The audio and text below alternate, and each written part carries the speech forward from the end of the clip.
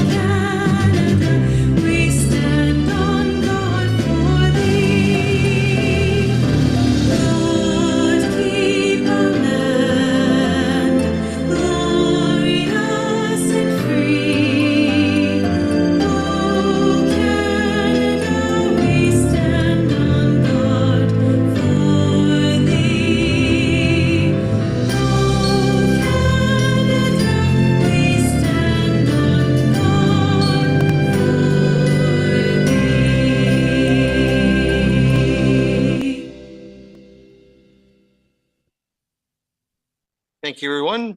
And we'll begin our meeting with the land acknowledgement.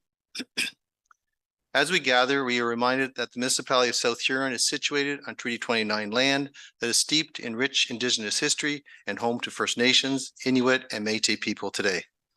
And as a community, we have a responsibility to honor and respect this territory's significance for the Indigenous peoples who lived and continue to live upon it, and whose practices and spiritualities were tied to the land and continue to develop in relationship to the territory and its other inhabitants today. In the spirit of reconciliation and truth, we acknowledge the Anishinaabe and the Haudenosaunee peoples on whose traditional territory we are meeting. Thank you for that, and we will turn this over to Madam Clerk in a moment, and we welcome Councillor-elect Wendy McLeod-Haggett for the swearing in. Welcome.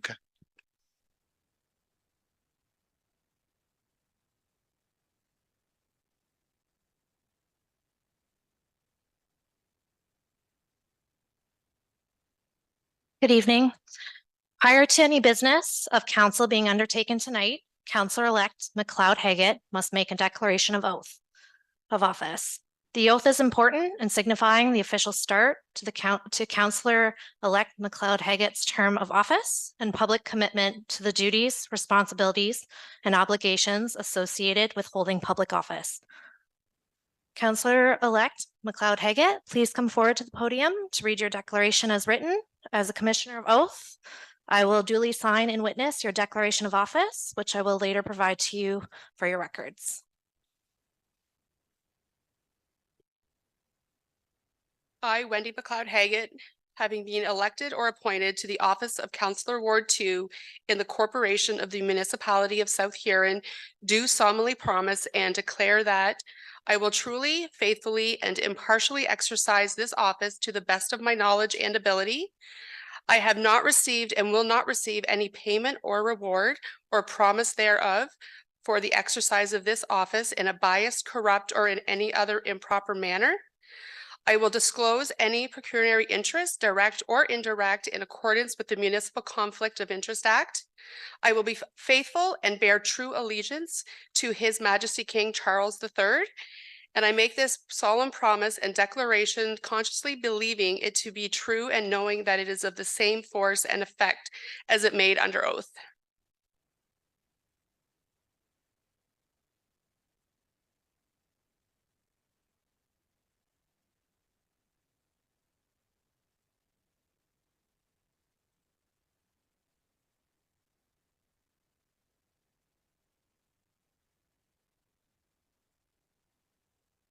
Now that the declaration has been duly signed, I confirm and acknowledge that, as per section 264 of the Municipal Act, Councillor McLeod-Haggett shall be hold office for the remainder of the 2022 to 2026 term of council.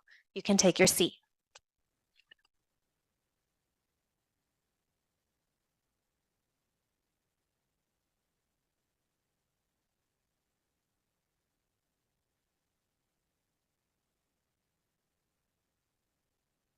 Yeah, on behalf of council and staff, welcome Councillor Wendy McLeod Haggett. We'll wait till you get set up there before we proceed.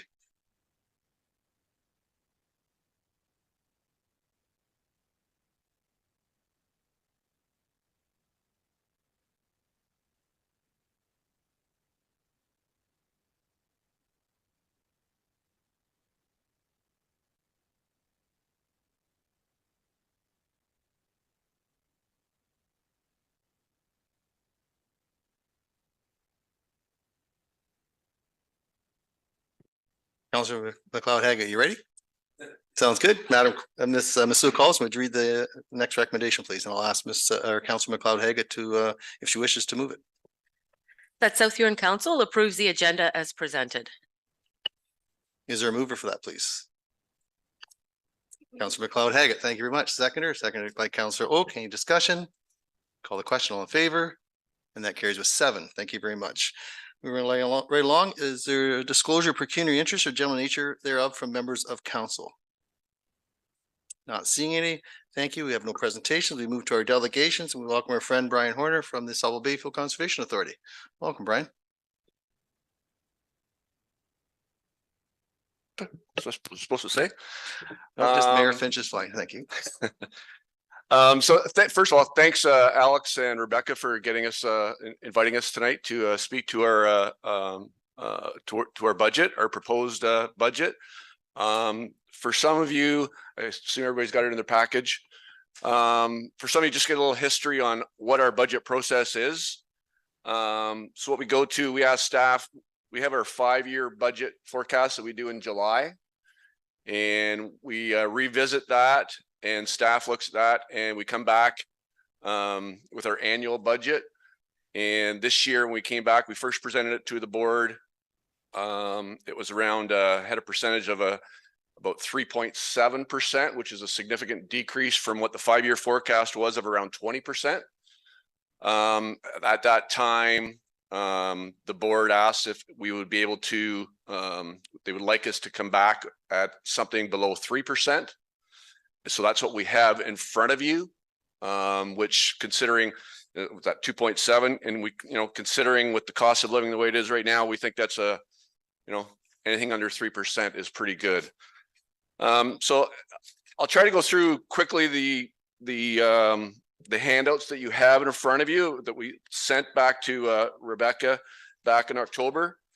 The first page that you have is our combined operating levy for all our member municipalities. And you'll see that bottom right-hand corner, it says 2.7%. That's the proposed operating levy increase. If you look at South Huron's line, it says 2.69 for some of you. The reason that's a slight difference than the 2.7, that's based on the apportionment figures, and the apportionment figures for some of you will remember those figures are provided by the province and it's all our member municipalities. So we put them all in the same bucket and it comes out the percentages accordingly. So that's what that 2.7 is, or the 2.69, I should say. The next page is it's also on our levy. It's not in the operating, but it's a special benefiting levy that we would have for some of our erosion control structures and flood control structures. And it has South Huron's share of approximately $15,000 that is in there for some of those projects or for some of those items like the Morrison Dam and the Park Hill, or the Morrison Dam is 100% levied to South Huron. The Park Hill Dam, it's a portion between South Huron, Lambton Shores, and North Middlesex. The next couple pages is the next one is the consolidated budget that we have, followed by the budget excluding our source water numbers.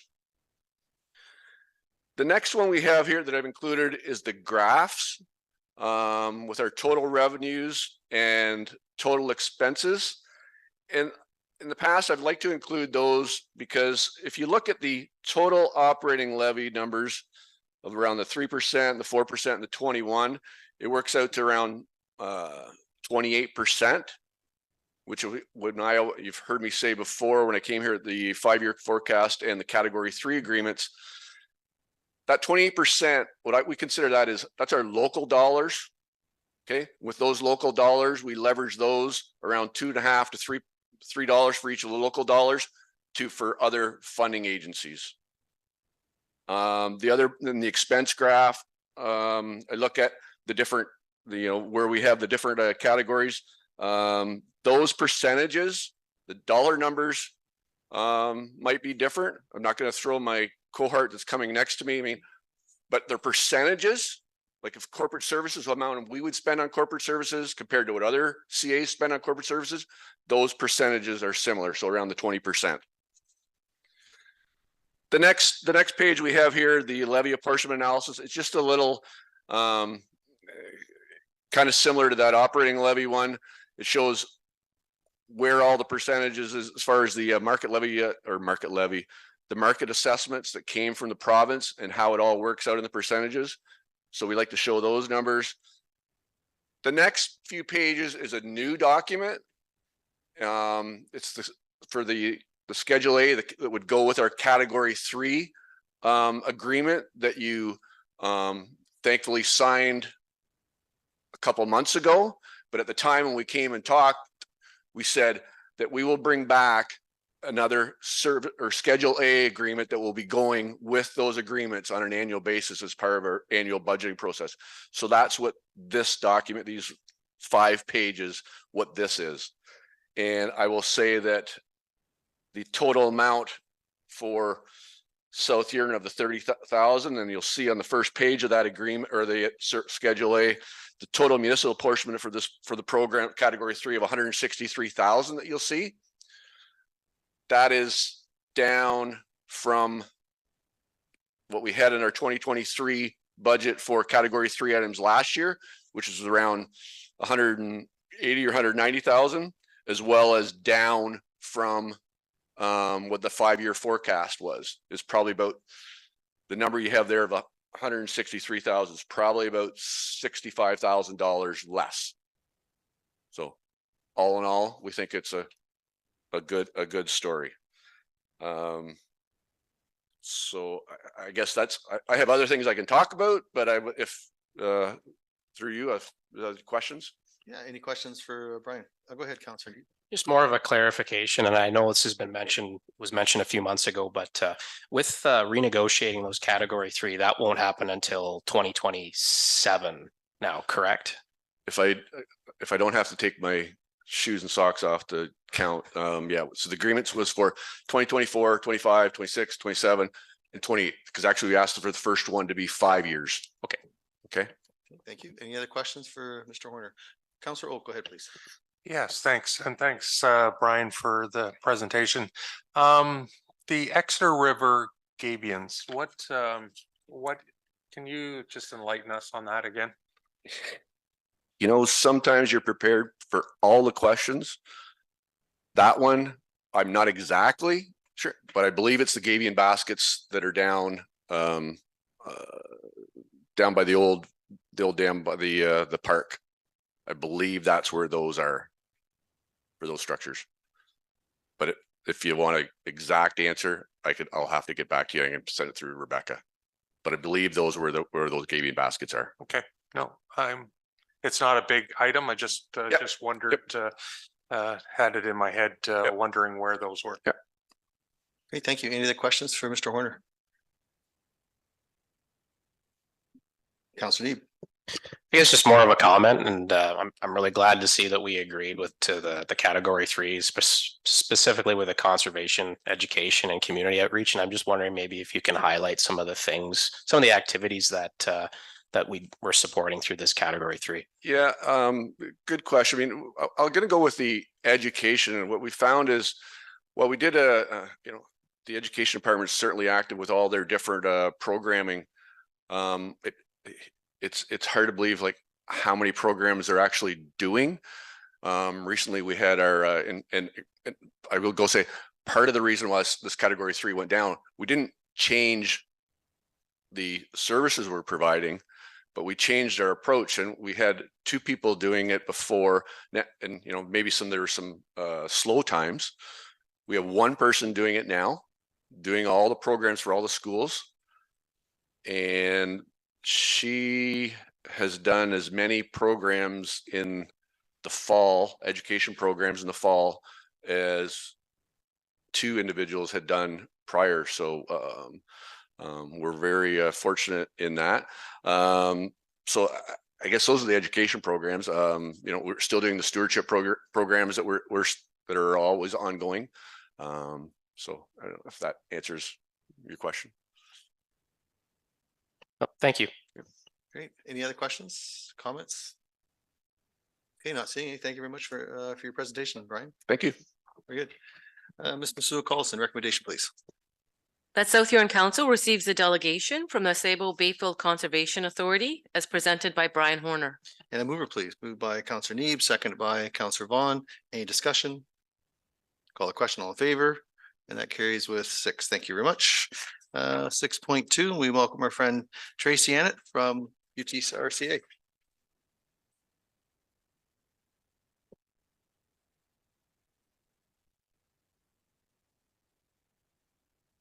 Thank you for having me. Appreciate to come to you tonight to speak about the Upper Thames River cost apportioning agreements. Thanks for Brian for going first. To start off with, I'm Tracy Annett. I'm the general manager there, and I have been the general manager the last couple of years. Prior to that, I managed our environmental planning and regulations department and land use planner for many years. So I've been around conservation authorities, not just Upper Thames, for quite some time. So I thought I'd give that general introduction. Next slide, please. So speaking of conservation authorities in general, Conservation Authorities Act has been enacted since 1946, and the Category 3 agreements aren't really here to change that at all. It's really just to reinforce that what we're doing is in partnership with our watershed municipalities to deliver stewardship and watershed-based programming and education programs and to protect people and property from natural hazards and flooding. And other natural hazards like erosion hazards, and really about conserving those natural resources, all to encourage and look back and improve our social and economic benefits. Next slide, please. So at the Upper Thames, we kind of have 5 main areas in which we deliver our programs and services on. First of all, to protect people and property and support safe development. That's keeping people away from those hazard lands. We deliver landowner stewardship programs. Again, those stewardship programs on the ground help improve watersheds downstream. We provide natural spaces and recreational opportunities, certainly through our own land holdings and even partnering with some of our municipalities to improve their natural spaces for people to access. And then we inform based on science-based decisions, and that's collecting and monitoring information so that whenever there are decisions to be made about land use planning, for example, there's the science and monitoring data to support those decisions. And then, of course, empowering our communities and youth. And that goes beyond just educating our school groups, but engaging with our communities and events. So next slide, please.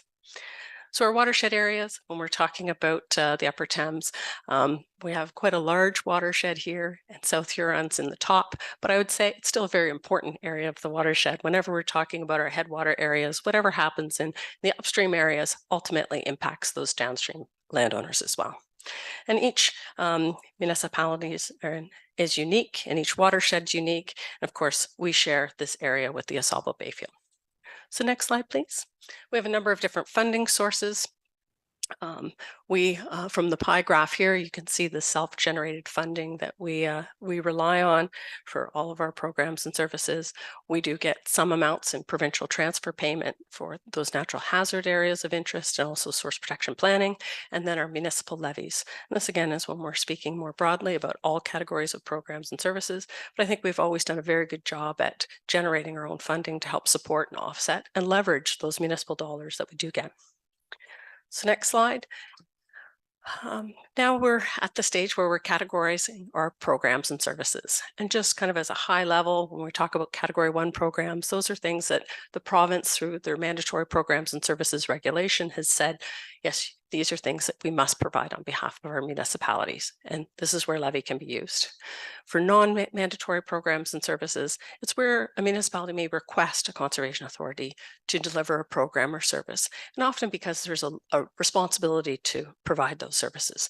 An example that we often have within our watershed is many of our member municipalities through the Thames-Sydenham Source Protection Region ask us to deliver risk management on their behalf. So that's one example. There isn't really any Category 2 programs that we offer here, but just to put that in context for you. And then these other programs that are considered non-mandatory or Category 3 are where the Conservation Authority deems it advisable to, again, implement our watershed-based programming and to support things that go beyond a municipal boundary. The reason why watersheds were created, and recognizing that those impacts can help mitigate and build resiliency for broader areas beyond the municipal boundaries. So next slide, please.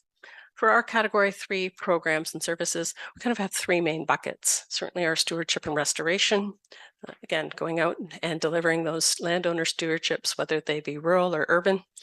Our subwatershed planning and monitoring, again, to inform science-based decisions, and then our community outreach and education.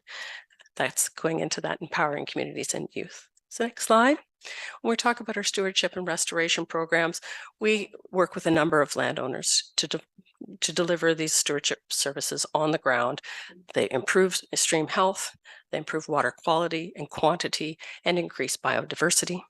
We accomplish this through either tree planting, fragile land retirement, technical assistance to rural landowners to implement best management practices on their ground, and then also engaging others through water quality research and demonstration sites. We do that through a number of programs with OMAFRA and Environment and Climate Change Canada. Again, all to look at phosphorus reduction in those two later ones. Certainly in South Huron, we offer technical advice to landowners. Oftentimes we have our staff go out to meet on site and talk about best management practices, and also working in collaboration with AuSable Bayfield as they lead the clean water program for Huron County. Next slide, please. Through subwatershed planning and monitoring, although the province identifies the provincial water quality monitoring sites as being mandatory, we go beyond that to have a better understanding of our local watershed conditions and have enhanced monitoring, either through surface and groundwater monitoring sites. We have an additional 7 sites throughout our watershed, so we can capture what's happening on each sub-watershed. So Fish Creek is one of the main sub-watersheds in this area. And again, to understand what water quality is like as a baseline, and then that information is used as our 5-year, we produce a report card, then monitor how that has changed over time. We also incorporate benthic sampling. Benthic sampling, you can see on the slide there, the collecting of bugs that really inform what water quality is like. There's certain indicator species of bugs that tell us if water quality is good or poor. So that's helpful beyond those rain and runoff events. Next slide, please. We also deliver our community outreach and education and looking at any events that increase knowledge and awareness in children and in adults about local environmental issues, about watersheds, and about ecosystems, and different actions that they can take on the ground to implement to improve their local environments. So certainly we work collaboratively and deliver programs and services through the Upper Thames Elementary School and also Mitchell District High School. So certainly within the Huron-Perth Board. And then we also collaborate to deliver with the Perth Water Festival each year too. So a number of students from this area would attend those events. Next slide, please. With Category 3 funding sources, our Category 3 programs and services total about 4.8 million. With that, you can see from the pie chart there, a huge portion is through self-generated funding, but then we take those funds that we get through contracts and cost apportionment agreements and also leverage other government contracts. So that's a significant amount that we're going out there to find different funding sources for. So it's about 12% municipal contribution that we are asking for to deliver these programs. And in South Huron, the 2024 amount is approximately $1,200 there. through the earlier estimates that were included for 2023, we were actually thinking it would be a bit higher. I think it was in the neighborhood of almost $1,600, but we've been able to secure some additional government grants, so that number is actually going down. So next slide through, yes, please. Thank you. So of course, there's certain agreement requirements. Again, these are all spelled out in the regulation to be in place by January 1st. They have termination dates, certainly specify review dates, and then have minimum review periods for those 5-year that was just mentioned, and then certainly termination requirements and such. And then ultimately, when the agreements are finalized, we're posting them on our website so that it's transparent and with our good governance practices to ensure that they can be found and readily available. So next slide. So with the cost apportionment agreements, along with your agenda packages today, we included the draft version of the agreement and a bit of a guide that kind of spells out what these are about and a little bit more detail perhaps of what I've offered today. So I'm happy to answer any questions if you have them. Any questions from members of council? Councillor Vaughn, go ahead, please. Hi, thanks Tracy for the presentation. I do have a couple of questions. Sure. I know this isn't about budget for the upcoming year, but I'm just trying to put in context where we are with category 3 expenditure versus what our overall budget for South Huron is for 2024. Do you happen to have that with you tonight? Yes, through the mayor. I can generally say, so when we're talking about the cost apportionment agreements, I just said it was about $1,200, and the total of all municipal contributions for South Huron is right around $1,400 or $14,000. So the majority of that is for our mandatory programs. Right. Okay. Okay. And as a follow-up to that, I did note on your PowerPoint slide the approximate $1,220.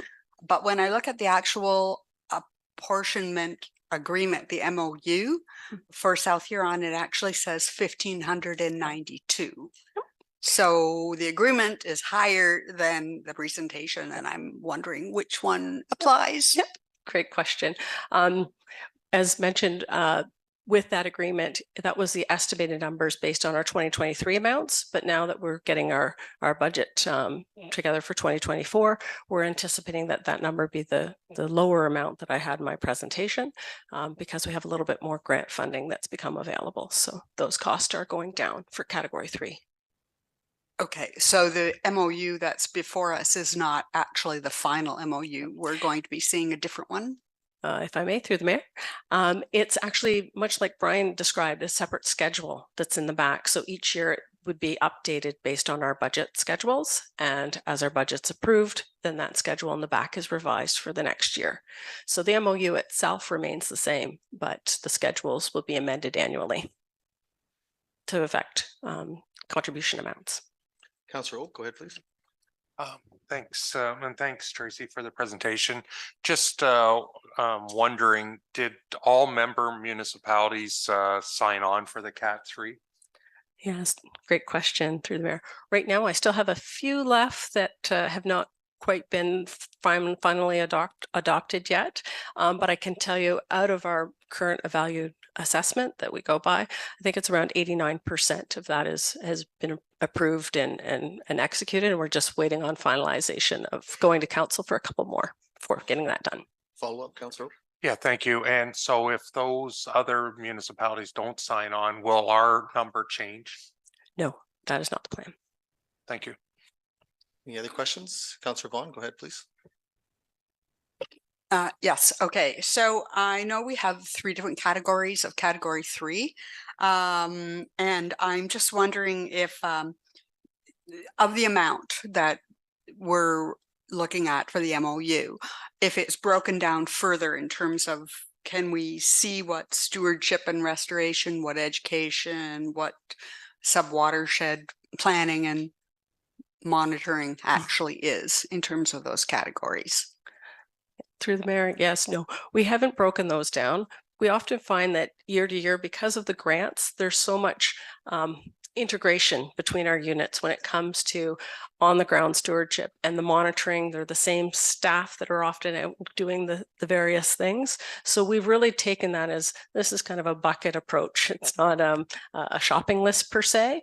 And we recognize that each year and even midway through the year with the different fiscal years of the province and the federal Environment Climate Change Canada funding, that often those amounts get moved around a little bit. So instead we looked at the broader amounts, and it'll probably change year to year depending on what those grants availabilities are and what the focus is on those years. So Okay. Thank you, Tracy.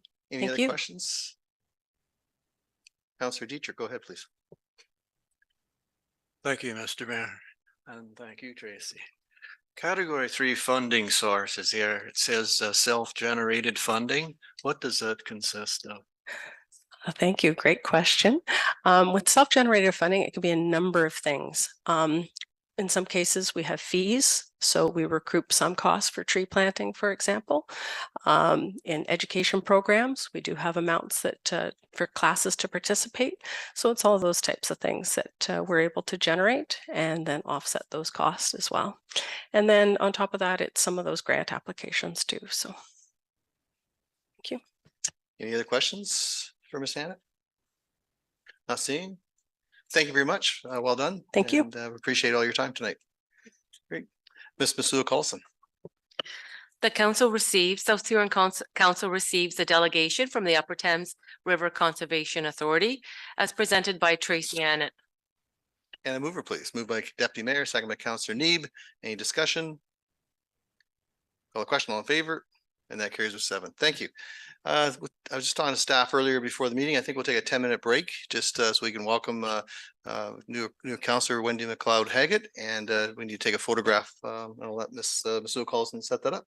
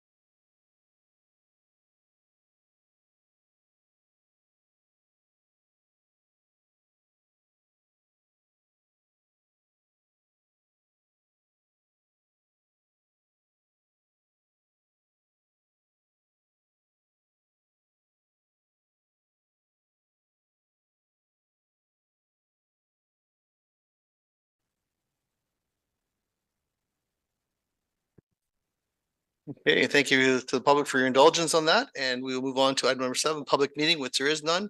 And we'll ask Ms. Masuda calls on 8.1, please. That South Huron Council adopts the minutes of the public and regular council meeting of November 6, 2023, and the minutes of the special meeting of November 8th, 2023, as printed and circulated. And a mover, please. Moved by Counselor Neeb, seconded by Counselor Oak. Any discussion? Call the question. All in favor? That carries with 7. Thank you. 9, please. That the agenda packages, minutes, reports, and or proposed budgets of the following committees and or boards be received as presented to council. The Police Services Board 2024 proposed budget, minutes of October 10th, 2023, and monthly report. Exeter Business Improvement Area, minutes of October 11th, 2023. Sable Bayfield Conservation Authority, draft minutes of October 19th, 2023, and agenda package of November 16th, 2023. And we have a mover, please. Moved by Counselor McLeod Haggett, seconded by Counselor Neeb. Any discussion? Counselor Oak? Yeah, thanks, Mayor. Just the Police Service Board minutes, it was noted that there was a speed spy report, and I noticed it wasn't included in the minutes. So just wondering whether we could get a copy of that when it's available. Deputy, you have a comment? Yeah, there should be a copy available. I don't know why it didn't go out, but it should be able to be sent out.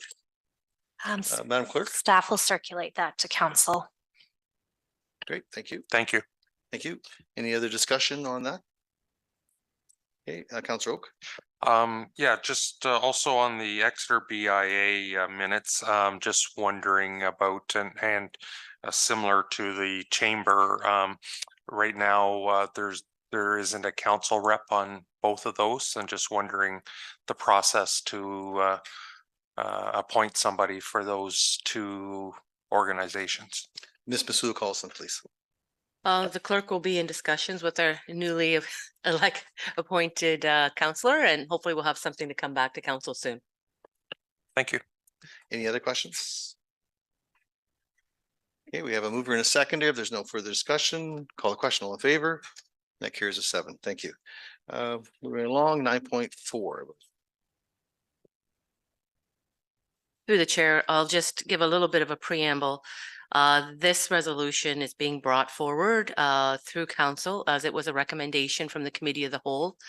And the Committee of the Whole is not able to provide instruction to council. It's up to council to either accept the recommendation or not. So the recommendation that the minutes of the October 30th, 2023 Committee of the Whole meeting be received as presented to council, and that South Huron Council approve the recommendation of the Committee of the Whole to defer resolution Committee of the Whole number 1223, 2023.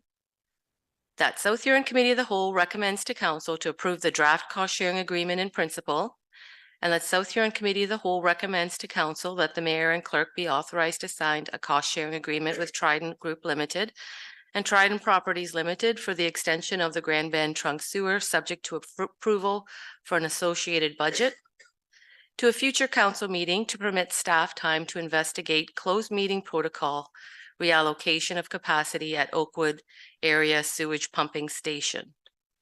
Do you have a mover, please? Moved by Counselor Neeb, seconded by Deputy Mayor. Would we be able to split the those two motions, the motion to receive the minutes and then the following motion to defer? Very well. Ms. Masuda Carlson?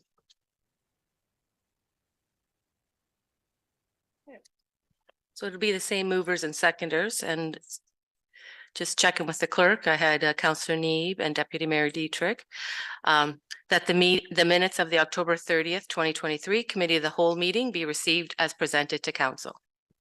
So we have that moved and seconded.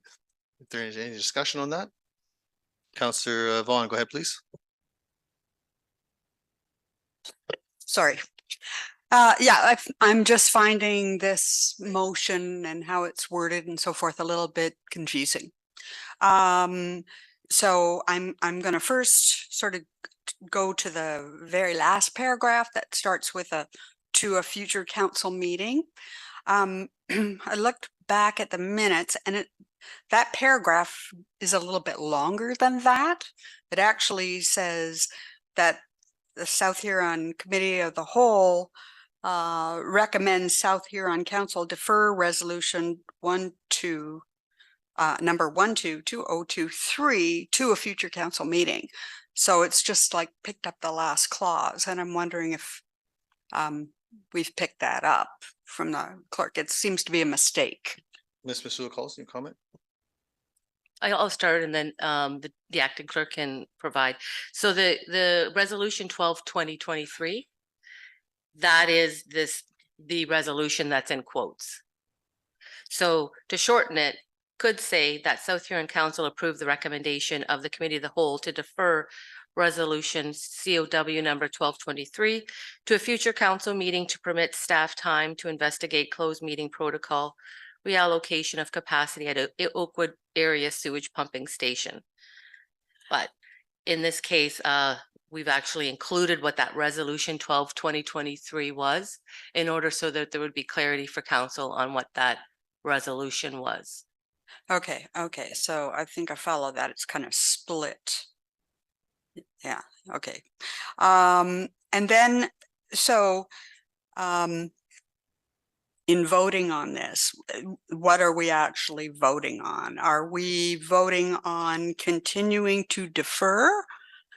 Only because we have later on in the agenda some of the discussion opportunities for the closed meeting protocol.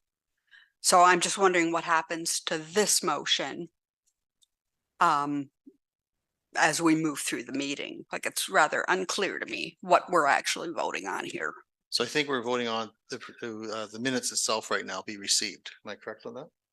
Yes, because of the split right now, we're just the resolution on the table is just to receive the minutes.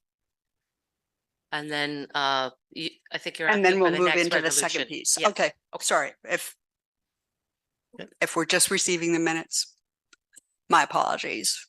I'm ahead of the game. That's fine. So just for clarity, I'll have Madam Clerk just read that split, or Ms. Masuda Carlson, so we know what we're voting on here at this point. That the minutes of the October 30th, 2023 Committee of the Whole meeting be received as presented to council. We have a mover and a seconder, Councilor Neben, Deputy Mayor. Is there any discussion on that? Any further discussion? Call the question. All in favor of that? And that carries with 7. Thank you. Ms. Masuda Carlson.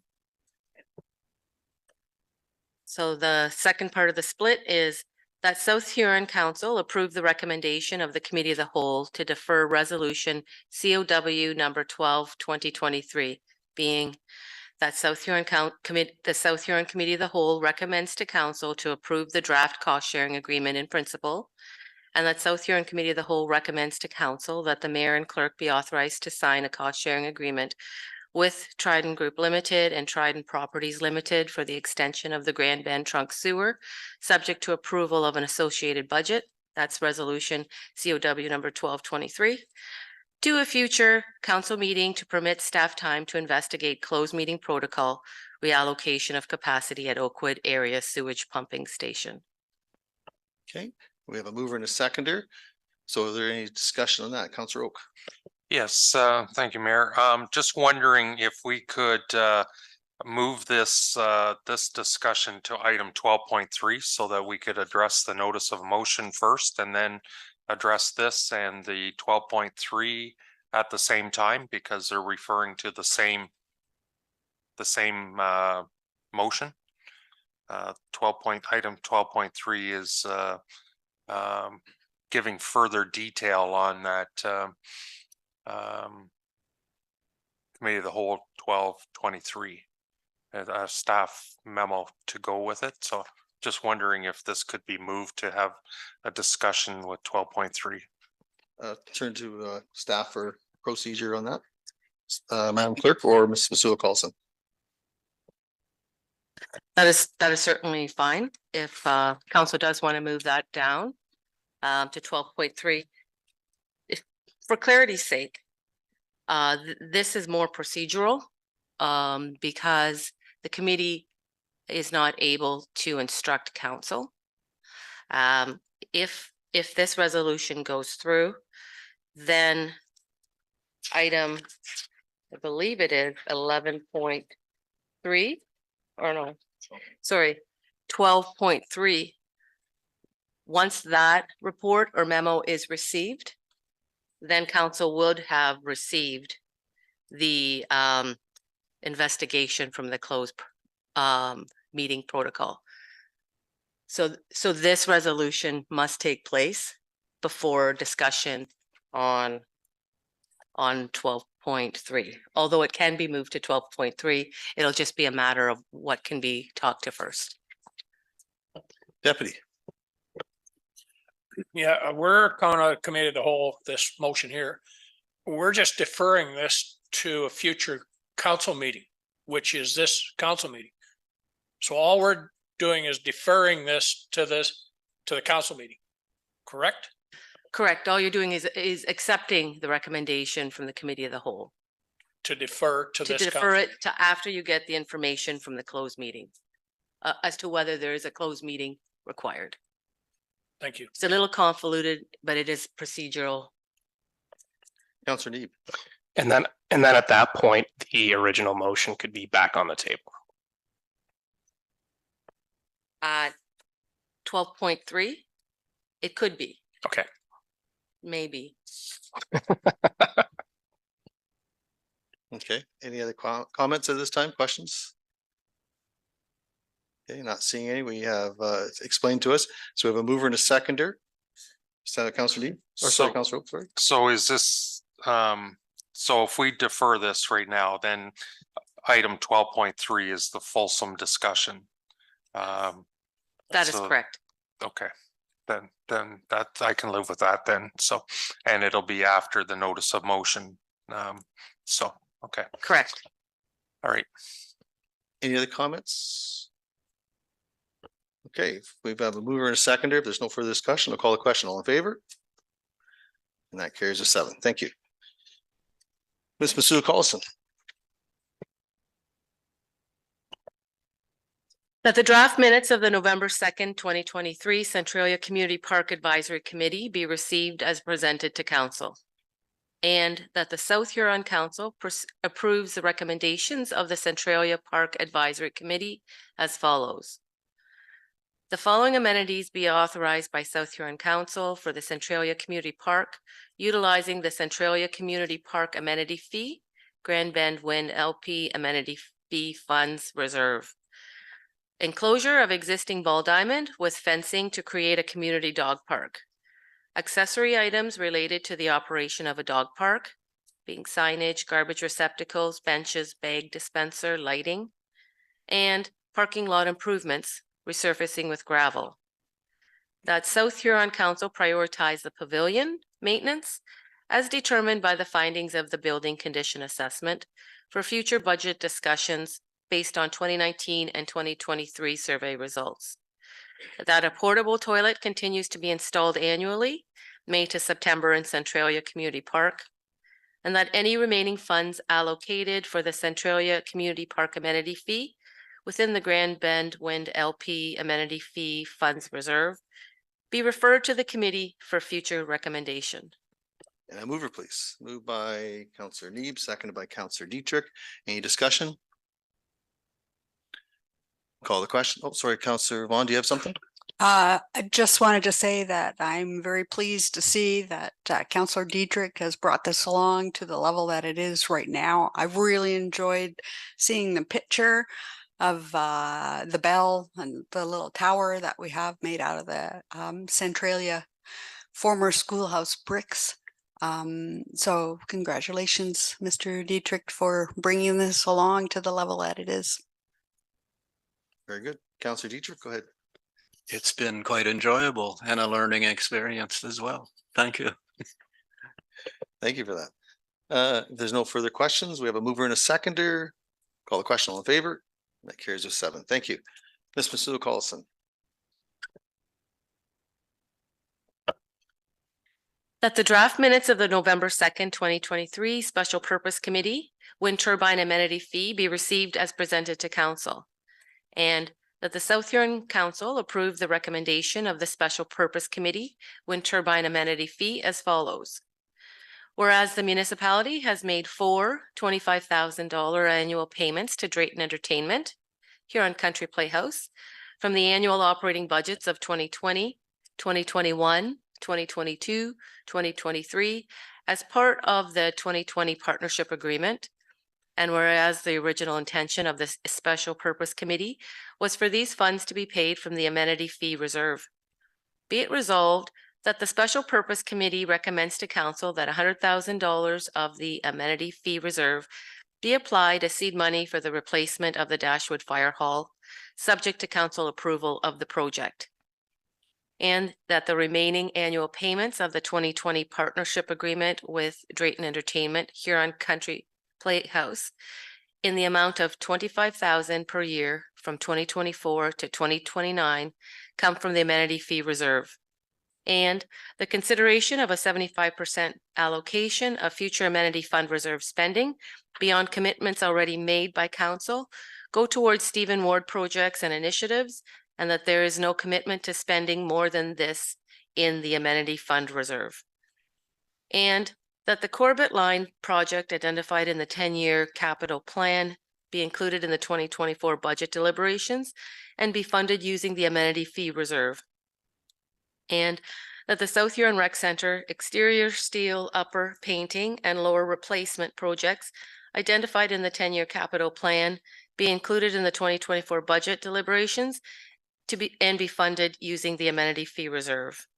And that the allocation of an additional $62,000 from the amenity fee reserve be put towards the Port Blake revitalization project proposed in the 2024 capital budget.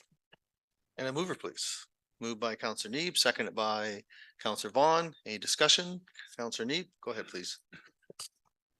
Sorry, thank you through the chair. I want to thank the committee for their work and the review of the amenity fund reserve and their recommendations coming forward to council. So I believe many of the items that are included represent our needs and help offset some of our costs from our tax levy. I only have one question or concern, and this stems from, I believe, even before this term of council, and that is the consideration of a 75% allocation from the amenity fund reserve go towards Stephen Ward projects. And I'm just wondering if what the justification for that is moving forward. Okay, thank you. Any deputy, go ahead, please.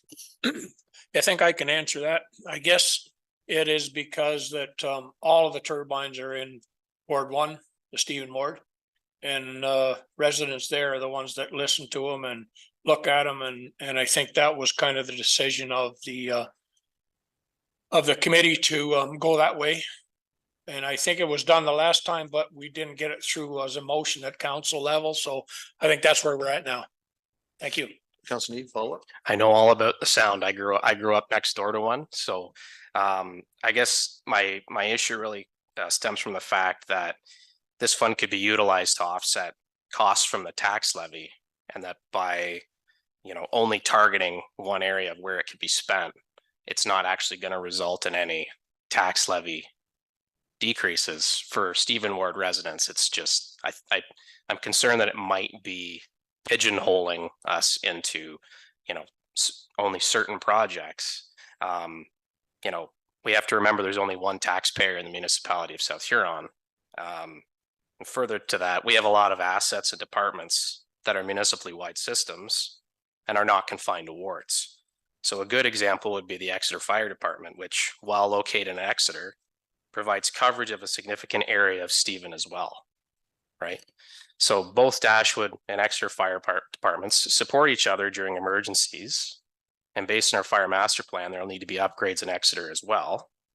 So I'm just thinking that maybe next year we take consideration for putting our emergency services, specifically our fire department, and maybe using the amenity fee to offset costs from both Exeter and Dashwood fire departments as a system-wide approach, as opposed to only looking at the wards, looking at the municipality as a system. Thank you for that, Councillor Neeb. And do you have a response to his question? Then we'll go to Councillor Vaughn after that. Yes, I do. If you look at where the money was spent here, it's at the recreation center, the biggest majority of it. And that offsets about 2% of the taxes. So that's, we didn't just leave it there, we just have it so that it can't be taken like the original was for the swimming pool. Thank you. Okay, and go to Councillor Vaughn, did you have something? You were second. I was only going to echo Mayor Dietrich or Deputy Mayor Dietrich's comment about if you take a look at how the money's been spent in the past, a huge whack of it, over $1.5 million was spent on the Exeter pool at the beginning, and Stephen wasn't really accounted for at all in that. So this is a attempt to remedy that, and at the next term of council, that wind turbine committee will have an opportunity to look at that again. And just response from Councillor Neves. Yeah, and I totally understand that. And that 2%, that's from the levy of all users across the municipality, right? And one thing I think to keep in mind is with the pool, yes, it's located in Exeter, but we have residents from throughout the municipality that utilize that service. That's where I learned how to swim when I was a kid. So I think, making sure that we're taking that into consideration. I can understand it's, a little bit of a guideline, and even considering where the majority of the money has been spent this time around has been with the South Huron Rec Center. I just think we need to keep in mind that it's a guideline and it can be used as a tool to offset costs on the tax levy for all users across the municipality. Thank you. And now Councillor. Yeah, thank you, Mayor. And so I just wanted to, I'm on the committee and use the wording that's in there. It says the consideration of a 75% allocation. That doesn't mean that it is hard and fast at 75%. It says the consideration of a 75% allocation. So there is flexibility there. That is not a 75-25 for sure. It's just the consideration when we look at, the committee looks at projects, that consideration will be there in behind the scenes, but it's not a given. So, and part of the structure that we had when we were looking at these items is part of our council priorities of finishing what we've started. And so these were some of the things, the Corbett line finishing it, the South Huron Rec Center finishing it. So these were some of our priorities that in our priority setting that we had as a council, that finishing what we start is one of our priorities. So this was ticking a few of those boxes of finishing a few of the items for using this fund. So. Great discussion for sure. Thank you very much, Deputy, go ahead, please. Thank you. And Port Blake has been going on for, I don't know how many years, but this is part of the money that we hopeful will clean it up and get it moved forward so that it looks like it should look. So thank you. Okay, great. Councillor McLeod-Haggard, go ahead, please. I think as well, this is a good opportunity not to look at it as it's Ward 1. We need to start trying to bring all the wards together. We are one community, one municipality. So let's look at projects that need to get finished and just start working across the board to get those completed. Great, thank you. Councillor Vaughn, you had something? Go ahead. Yes, I just wanted to make a slight amendment to a couple of the bullets here in the motion, just for clarity. If we were to look at the bullet 1, 2, 3, 4, that starts with the Corbett line, I'd like to put in there $68,627. So it would read that the Corbett line $68,627 project. Just that amendment for that bullet. And then the second bullet I'd like to amend is right beneath that. That is that the South Huron Rec Center exterior steel, upper painting, and lower replacement projects for $193,344 identified in the 10-year. So to continue on, just I want to put the amounts in there so it's kind of clear all the way down that we have a trail of dollars. Thank you very much. And Ms. Masuda Collison, you have a comment?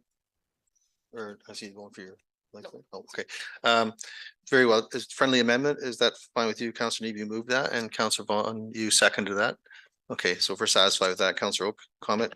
Yeah, I'm fine with that. It's in the report that's attached to it, but that's fine. Thank you. Okay, very well. So we have that amended if people are satisfied with that. Mr. Masuda Collison, any other comments or any other comments from members of council? Okay, very well. Councillor Dietrich, go ahead. I see here that we're given 100,000 seed money for the Dashwood Fire Hall, the new.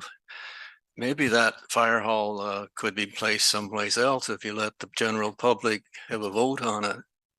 Like for some reason or another, I don't know why we're supporting Blue Water right on the town line or the boundary line, eh? So I just thought maybe I'd bring that to your attention.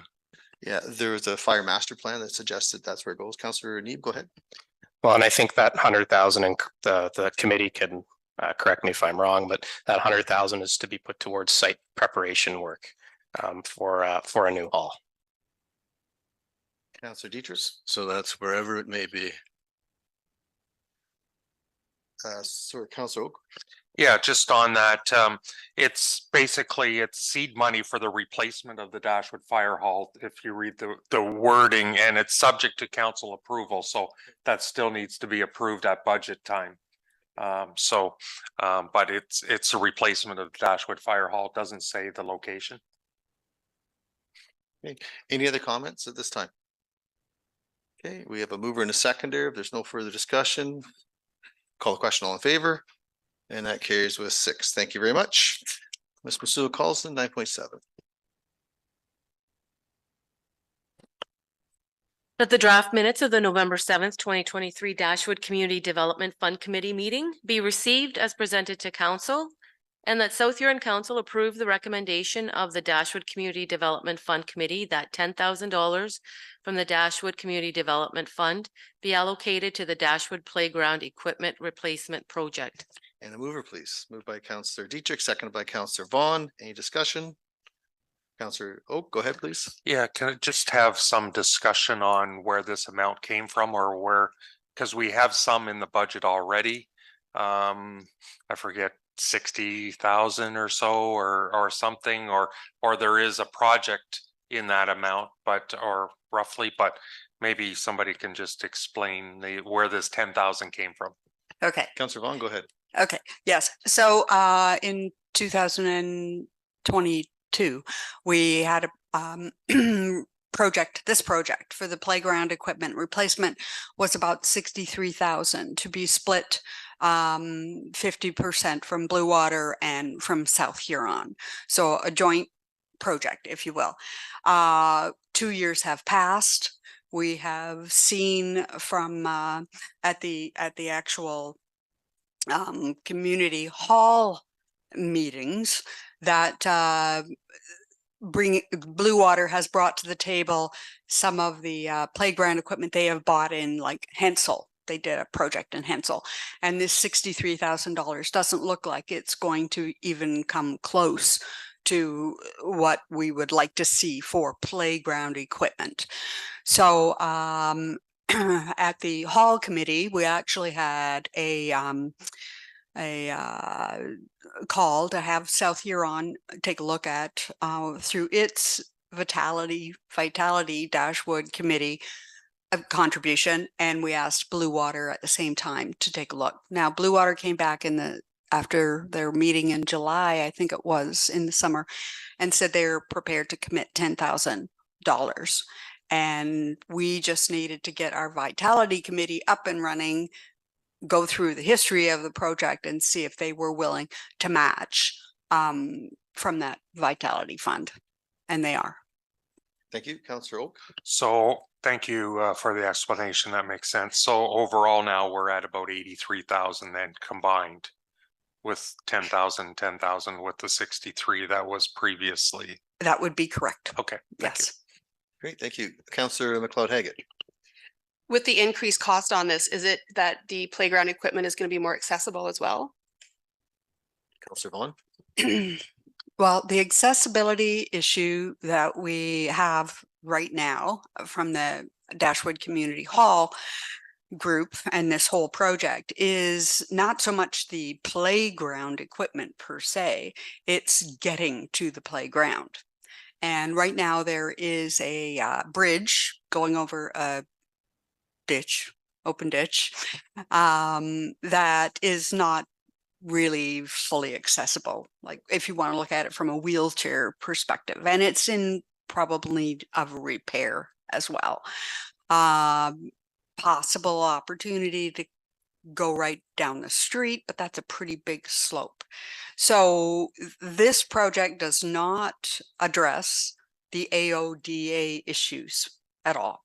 That's a totally different kettle of fish. This is only about playground equipment. Counselor, go ahead. But should we not be doing playground equipment to be inclusive to all? And figuring out a way that we can make that happen? Counselor Vaughn. We probably should be, except that we don't have the money to, that we had one solution come to council, in terms of accessibility. And at this point, the only solution that has come has been a prefabricated culvert to be inserted into the ditch. But that's going to be like $100,000+ for such a, so we don't have a solution for that yet. But we do have some very bad playground equipment right now. So from a safety perspective, we need to move on something. Thank you, Counselor Oak. If I remember right, thank you, Mayor. If I remember right, the actual playground equipment will be, it'll have accessibility, access to it. It's just getting to it. Maybe Jeremy's on, I see on popped up here, and he can maybe explain a little bit more. But I know that that's the challenge, is the accessible getting to it. But I think there's been some, the equipment itself will have some capabilities. Chief Becker, do you have a comment? Thank you. Through you, Mayor Finch. Yes, the playground equipment that we are looking at will be accessible equipment. That is something that we have discussed at the staff level, and we are looking at different options from different suppliers. It's the accessibility to the actual location is the next challenge, but that's going to be a separate issue. Okay, thank you. Any other questions? Comments? Very well. We have a mover and a seconder. If we don't have no further discussion, we'll call the question. All in favor? And that carries with 7. Thank you. 10, please. That South Huron Council receives a report of Jeremy Becker, General Manager of Community and Emergency Services, Evaporative Condenser Tender Award, and that South Huron Council accepts the tender received from Black and McDonald in the amount of $89,947 plus HST. And a mover, please. Moved by Deputy Mayor, seconded by Councillor McLeod Haggett. Discussion. Call the question. All in favor? That carries with 7. Thank you. 10.2.2, please. That South Huron receives the report of Jeremy Becker, General Manager of Community and Emergency Services, for information, and that South Huron Council authorize staff to prepare an application to the Community and Emergency Preparedness Grant 2023-2024 for operating items and training opportunities to continue to better the municipality's community preparedness. And a mover, please. Moved by Councillor Neeb, seconded by Councillor Oak. Any discussion? Call the question. All in favor? And that carries with 6. Thank you. 10.3. That South Huron Council received the report from Shane Timmermans, Manager of Transportation Services, Huron Shores Area Transit Bus Stop Shelters, and that South Huron Council directs staff to negotiate an encroachment agreement with Huron Shores Area Transit for the assets located on municipal property, and that ownership of the assets would remain under Huron Shores Area Transit if Huron Shores Area Transit is successful in its grant funding application. And a mover, please. Councillor Neeb, seconded by Deputy Mayor. Any discussion? Call the question. All in favor? And that carries with 7. Thank you. 10.4.1, please. The South Huron Council receives a report from Scott Curry, Manager of Communications and Strategic Initiatives, titled 2023 Communication Program Report for Information, and the council approves the renewed South Huron communication policy. And a mover, please. Moved by Councillor Neeb, second by Councillor Oak. Any discussion? Councillor Vaughn, go ahead, please. Yes, questions for Scott through the mayor. So there's a mention in the report about useful life for our current software. And there's a refreshment in 2024 that's being looked at. I don't see a capital project on that. Is that something that's going to be absorbed within the operating budget, or how extensive is the scope of that? Mr. Curry, welcome. Thank you, Mr. Chair, and through you to Councillor Vaughn. Great question. Yes, this is an operating budget item. The cost of websites have come down quite a bit over the last few years. They're much more cost effective. So this is under the threshold requiring council approval. So we have budgeted for it through operating, and we'll forge ahead if unless there's dissent. Okay, follow up. Thank you. Councillor Oak, go ahead, please. Thank you, Mayor. And thank you, Scott, for the detailed report to go along with the updated policy. You know, the last one is 2018, so the world has changed significantly since 2018 when it comes to social media and everything nowadays. If there isn't one thing that I guess, how does our policy compare to some of our neighboring municipality policies? Mr. Curry. Thank you, Mr. Mayor, and through you to Councillor Oak. Great question, Councillor Oak. I'll say that it's not always apples to apples. There's a lot of different interpretations on how to handle communications across organizations, within organizations. I can't really say that ours is better or worse. I can say that ours is ours. Truly, we want to facilitate a constructive environment, obviously, where we're meeting the information needs of our constituents at the same time that we're listening to their concerns and meeting their needs. Communication is a two-way process. So in that regard, the communication program really strives to provide, that accurate information that people need in a timely way. We try to be proactive, always. We try to respond. In fact, one of the policy updates, one of the more pertinent updates, really codifies the 1 business day response timeframe when people contact us for service or support. It's always been a sort of an operating business rule, but now it's in policy saying that when people contact us, we will get back to them within 24 hours of 24 business hours. So how does ours compare? I think it's pretty good, all things considered. But at the same time, is there room for improvement? Always. We're always on the hunt for improvements in our communication program. And in that regard, I really think it's timely that we go out to the public to get some input on what they want to hear. Like, what information are they seeking? What mediums are they seeking it on? The social media universe changes constantly. Some rise, some fall in popularity. What does the community need or prefer to receive their communication on? And that would be captured in an upcoming strategy. Okay, thank you. Mr. Oak, go ahead, please. Thanks, Scott, for that. And just with the communication policy being updated, how does that fit into our other South Huron policies that we have out there? Is this in tandem with some of other policies that we have? Mr. Curry? Yeah, great question again through you, Mr. Mayor. So obviously, information flows in and out of the organization in many different ways.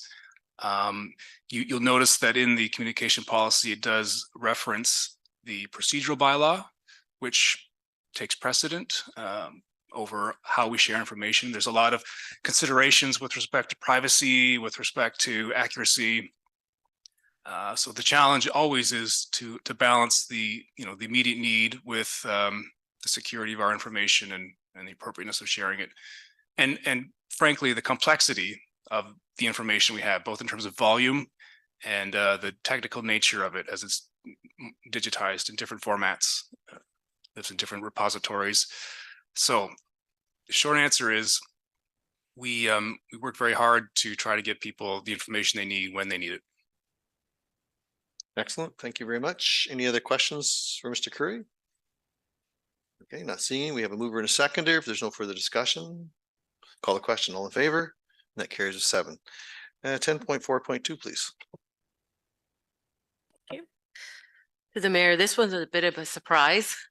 It was, I think in October of 2022 when first the application happened. But anyway, that South Huron Council receives a report from Scott Curry, Manager of Communications and Strategic Initiatives, titled Enabling Accessibility Grant Agreement 2023.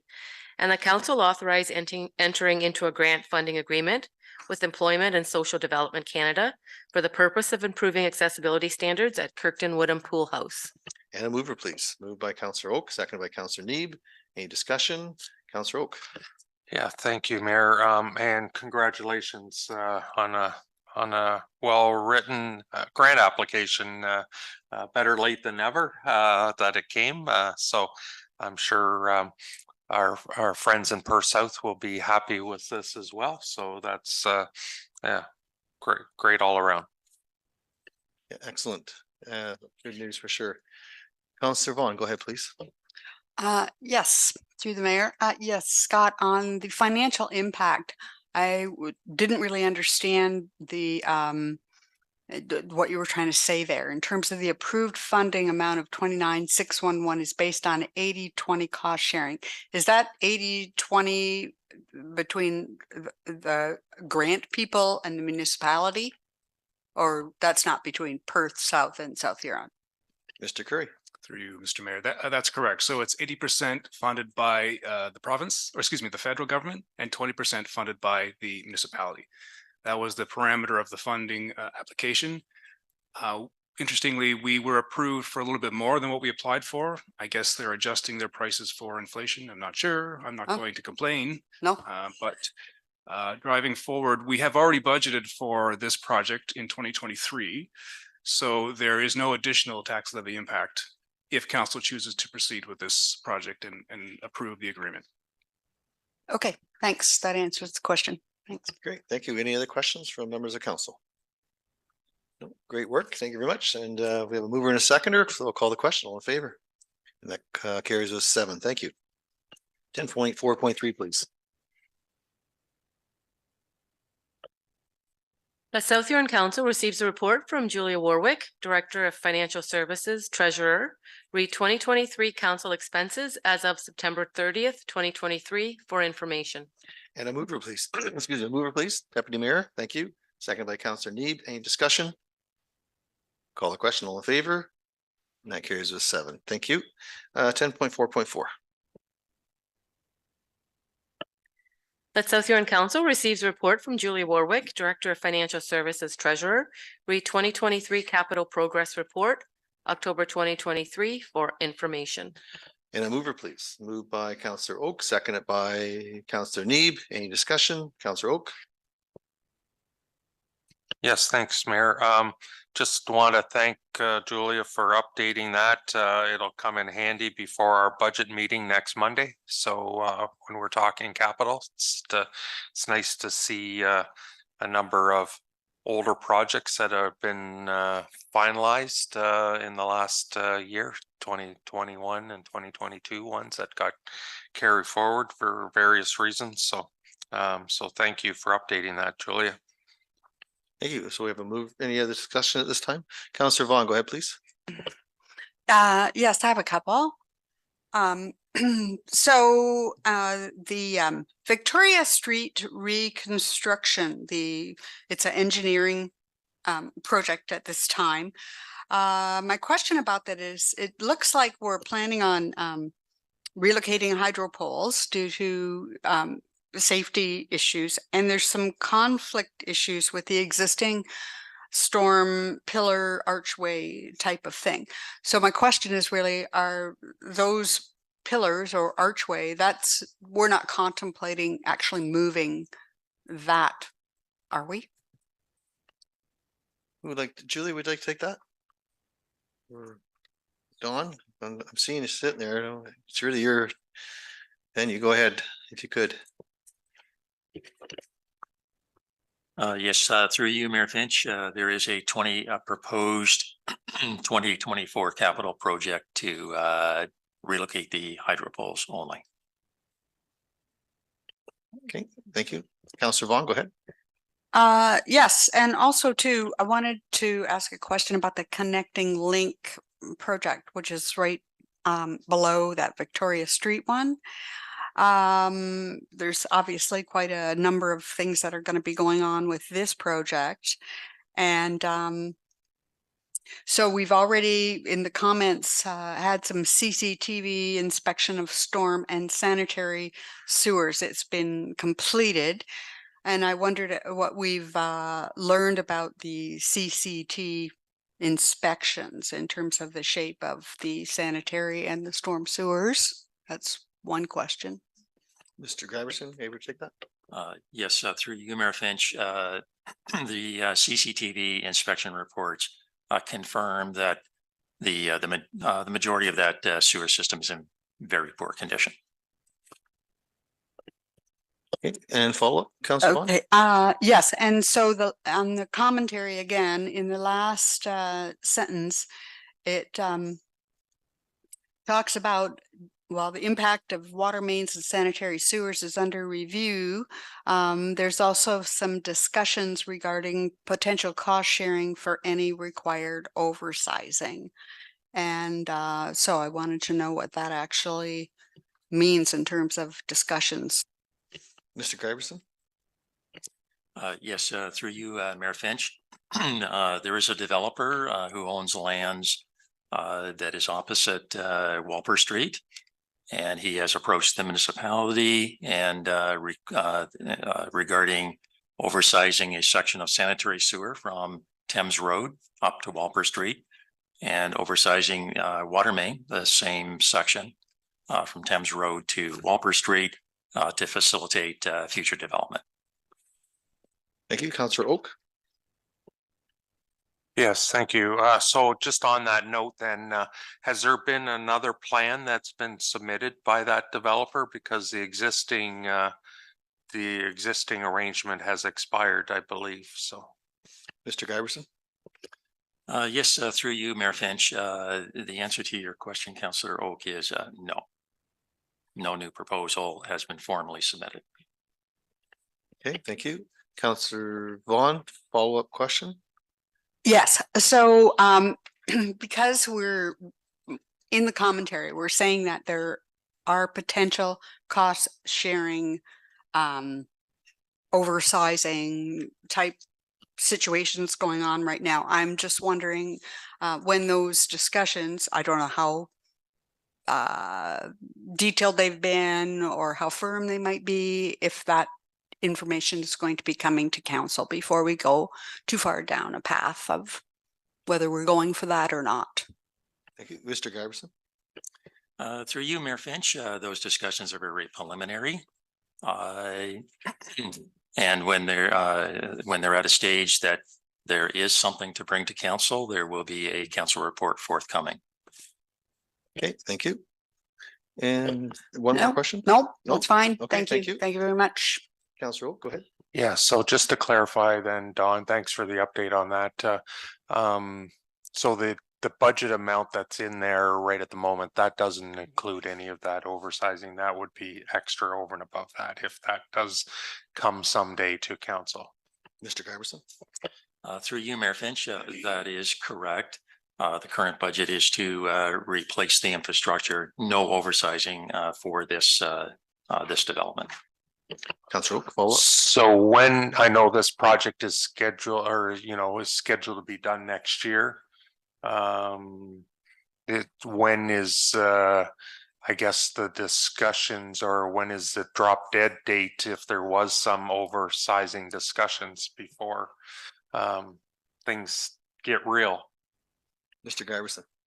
You're reading my mind. Through you, Mayor Finch, we have continually advised this developer that prior to tendering, we would like this resolved. But the absolute drop dead date is prior to that section of infrastructure going in the ground. That would be the final date that they could make a decision. But we have requested a decision be made before we go to tender, in order so that we can have a clean tender and then move forward that way. Thank you. Any other questions? Nobody else? Okay, thank you very much. We have a mover and a seconder. If there's no further discussion, call the question. All in favor? And that carries with 7. Thank you. Moving right along, Ms. Masuda Carlson, please, 10.4.5. The South Huron Council receives a report from Jay Warwick, Director of Financial Services Treasurer, re 2023 third quarter operating budget variance report. And a mover, please. Moved by Councillor Neeb, seconded by Councillor Oak. Any discussion? Call the question. All in favor? And that carries with 6. Thank you. It's 10.4.6. That South Huron Council receives a report from Julia Warwick, Director of Financial Services Treasurer, re status of internal borrowing between Water and Wastewater Division for information. And a mover, please. Councillor Neeb, seconded by Deputy Mayor. Discussion. Councillor Neeb, go ahead, please. Thank you, Julia, for the report on internal borrowing between water and wastewater divisions. Seeing that the water and wastewater rate study allows for internal borrowing, my question is about whether there's enough in the reserves to cover the 606,000 that is being proposed for the sewer expansion in Grand Bend. Ms. Warwick, are you there? Go ahead. Through you, Mayor Finch. Yes, there is enough currently in the reserves, so that project has been included in the draft 2024 budget. And yes, there will be enough reserves to fund that project. Thank you. Follow-up, Councillor Neeb, and I'll go to Councillor Oak after. And I also see too that in the report, it lists the amount of approved borrowing and the amount of actual borrowing. So in total, just want to make sure that I am understanding this. There's about 1.8 million roughly left of borrowing capacity. Is that correct? Ms. Warwick? Yes, that's correct. That's the difference between what was approved borrowing and what has actually been borrowed to date so far. Thank you. Thank you. Councillor Oak, go ahead, please. Yeah, and thanks, Julia, for the report. Just a question on the interest rate that's being charged. Is it change every time the prime changes, or is it set at that the original interest rate? Ms. Warwick? In our debt management policy, we have that internal borrowing will be at the rate that basically that we are receiving in our bank account. The interest incurred so far on this has been calculated as of the time that the original borrowing happened, which so far was only in 2020, with an estimated amount at the end of 2023. So the interest so far incurred was at the rate that was in place in 2020, and that was included in one of the resolutions as well. It was 0.8%. Okay, thank you. Any other questions? Councillor Vaughn, go ahead, please. Yes, Julia, thank you for the report. It's mentioned in this report, motion number 272, 2020. And that motion is all around the capital costs recovery for the Grand Bend Trunk Sanitary Sewer Phase 1. So that's from the Municipal Drive to Indian Road. Okay, and there's several different financial elements of contained within that actual memoranda now, or in that motion.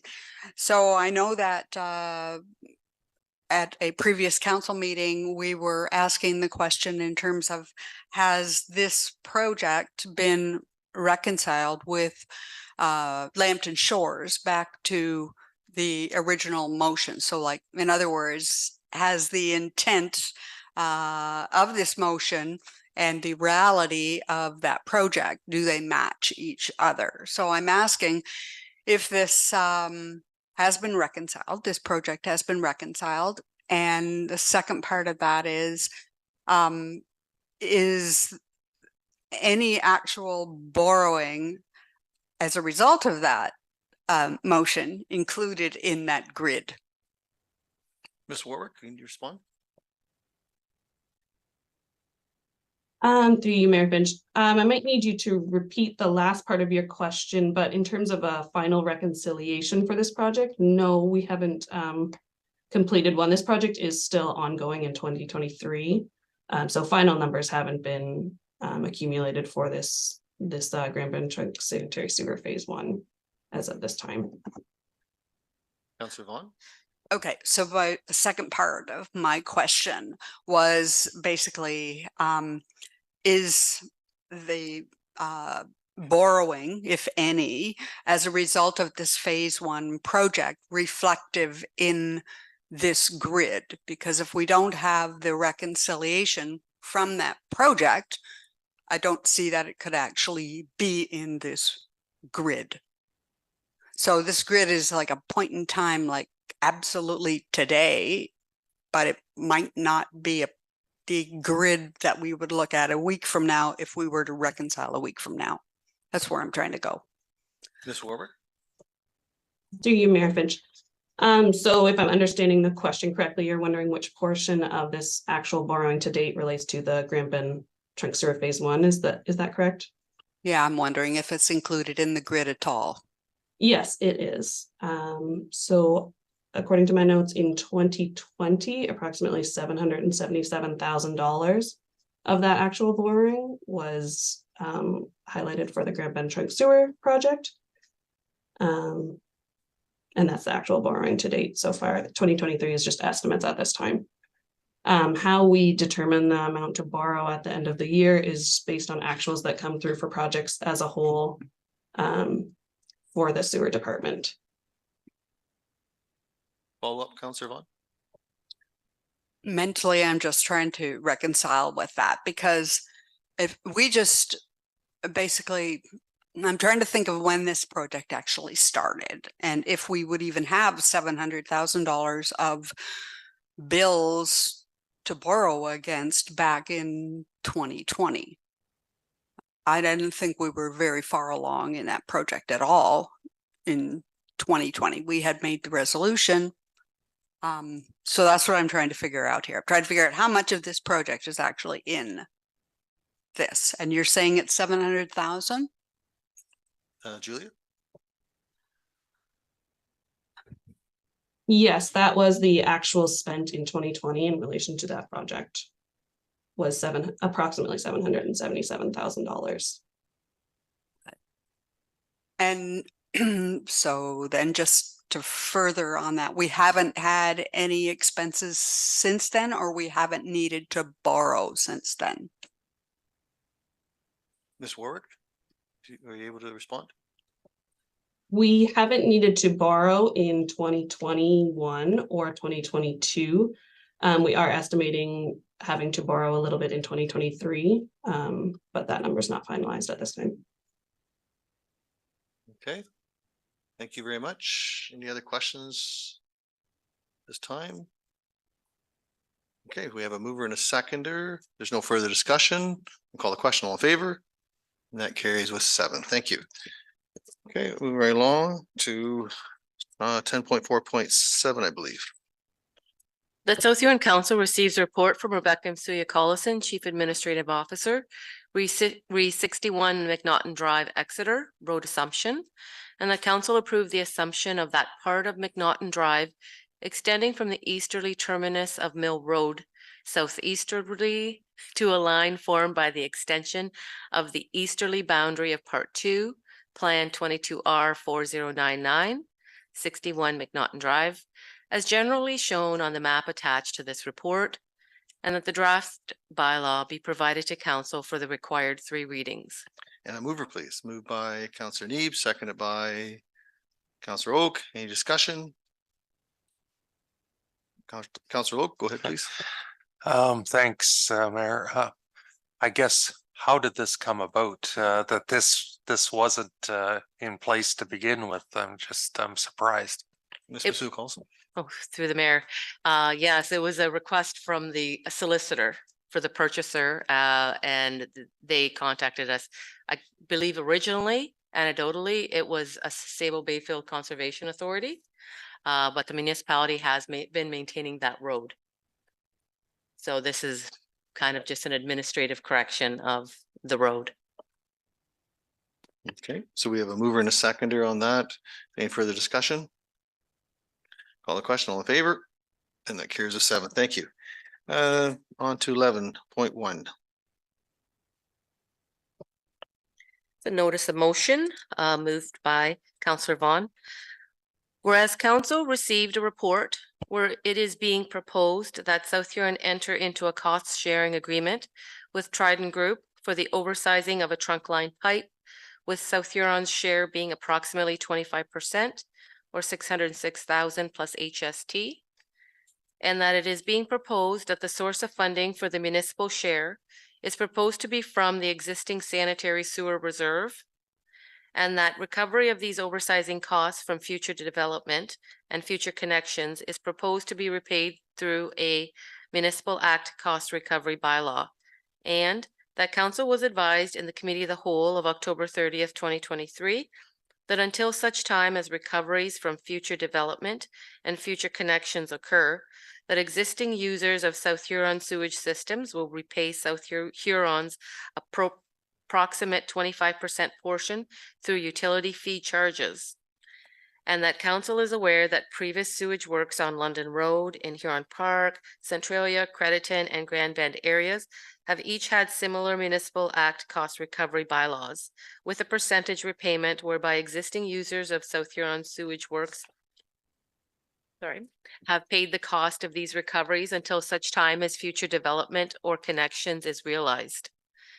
And that council is obligated to ensure that decisions are made that reflect the best interest of the corporation, ratepayers, and customers on our sewage system.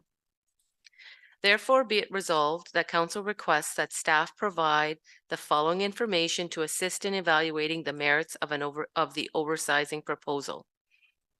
The developer advised in correspondence through his agent that he was willing to upfront 100% of the costs of the upsizing of the pipe. Why is this option not being presented, as this would demonstrate and fulfill the council's stated intention that development pays for development? An agreement would easily frame how recovery would occur on the developer's investment on the upsizing. Trident acknowledges that the extension of the trunk sanitary sewer will be for the benefit of the development and will be paid for in accordance with the South Huron Development Charges bylaw. Additionally, Trident is offering to front end the cost of the Phase 2 sewer oversizing that will serve future development. It is recommended that an agreement be prepared to stipulate the terms and conditions of Trident paying the costs associated with design and construction. The agreement would include several matters, but in particular, the method in which Trident would be reimbursed for any oversizing of the sanitary sewer above and beyond the sizing required to service the Huron Meadows subdivision. How successful have the cost recovery bylaws been in the past where deferred payments have occurred? What are the actual dollars that have been recovered from future development and future connections? How have these recoveries been used and what expenses have they covered? Is a Municipal Act cost recovery bylaw the only means of recovery available to the municipality? Has a financial analysis been conducted on potential ratepayer costs? Will the South Huron sewage system users be credited for fronting the cost of future development? Has this project been captured as part of a development charges background study? Can South Huron collect both development charges and a municipal cost recovery bylaw with a 25% deferred payment for the same project? Why is the oversizing of the pipe being pushed when a significant portion of the lands north of Highway 21 are AG1? Does council wish to convert prime agricultural lands into development lands in a PII settlement area? What is the rationale? The secondary of this issue of the secondary plan was a matter of much consternation with respect to Huron Meadows development. Ultimately, a settlement for Phase 1 of the project was reached. The municipal planner stated that the proposed amendment to the South Huron OP does not remove the requirement for a secondary plan for the broader Port Blake planning area, PBPA.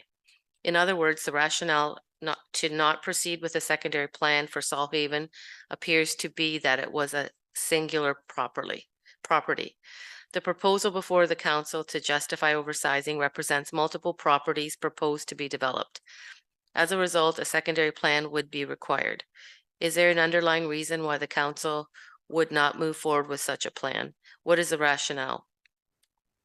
Therefore, be it resolved that council hold a follow-up committee of the whole, that these matters be presented, and that the appropriate staff be in attendance to ensure that a fulsome discussion can occur to assist in financial planning, procedural communications, and legal matters, and that council be provided with the requested information prior to any consideration of an approval of the draft cost-sharing agreement in principle for an approximate 25% oversizing and $606,000 cost plus HST relating to the proposed Grand Bend trunk line sewer extension. Councillor Vaughn, that's your motion. It is. Thank you. Is there a seconder for that, please? Councillor McLeod Haggett, discussion. Councillor Vaughn, you are the mover. Yes, as the mover, I'd like to just say a couple of words. Okay. So I realize that this motion, notice of motion, is rather lengthy, and it is intentionally so, because I wanted to highlight a number of matters. The proposal that we have coming before council is really all around a cost sharing agreement for 25% of oversizing of a pipe. Future recovery of these costs, whether from sewer users or future development, is on the table. A reminder that we have used this recovery model in previous sewage projects in a lot of Stephen Township, and I've mentioned the different names of the hamlets, villages we've used this in. And I think that we as a council have an obligation to ensure our decisions represent the best interests of our customers or our users and our corporation. And so I really think a thorough understanding of the whole matter is required.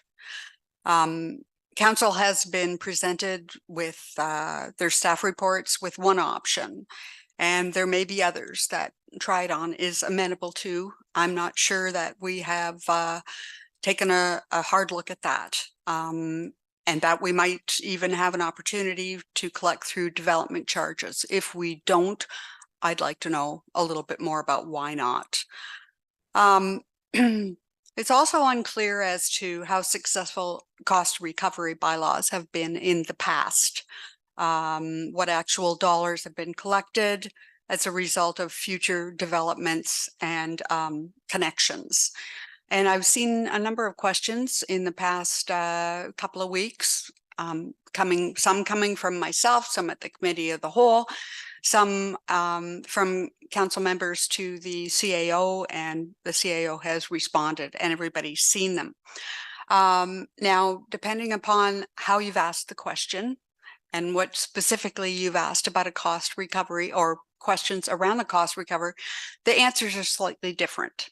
Some are saying that yes, users are going to pay. Some are saying that no, users are not. So I'm basically looking at all of these questions and answers and thinking that there's a whole cycle involved in this cost recovery process.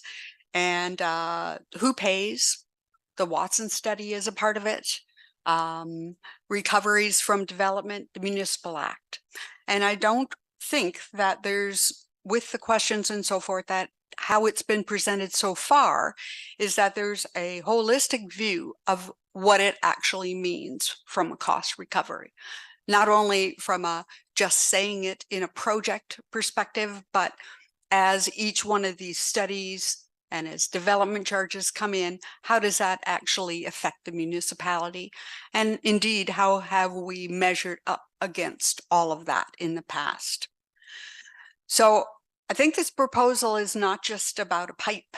The oversizing component assumes that the only future in that area in Port Blake will be one of development north from Tridon to Highway 83. Notwithstanding, we have no official plan to guide us, and there's considerable farmland which we would need to be removing from active production. I myself am a firm believer that development should pay for development, that we should live within our means, that there's no open checkbook, and that taxpayer money is an infinite resource and is not a, or is a finite resource. So I think my fellow counselors and discussions I've had with them around the table hold similar beliefs that we should be really looking at the investments and the priorities that we put forward for council and decide upon. I'm therefore with this motion requesting that council be provided with the requested information prior to approving an oversized pipe and additional capital costs of 500 or 600,000 plus. Thank you. Any other comments? Councillor Neeb, go ahead, please. We've received a number of reports in addition to our wastewater and water study that was presented to us in the last few years. I feel I have enough information to move forward, and I'd like to beg council's indulgence. I have a number of comments that I would like to make, so if I go over the 4 minutes, apologies. So over the past 4 weeks, or a few weeks, sorry, there's been a lot of information shared with council, as well as correspondence from the public in regards to the cost sharing agreement with Trident Group to oversize the pipeline. As council, we have received a recommendation from staff to enter into this cost sharing agreement for 25% of the cost.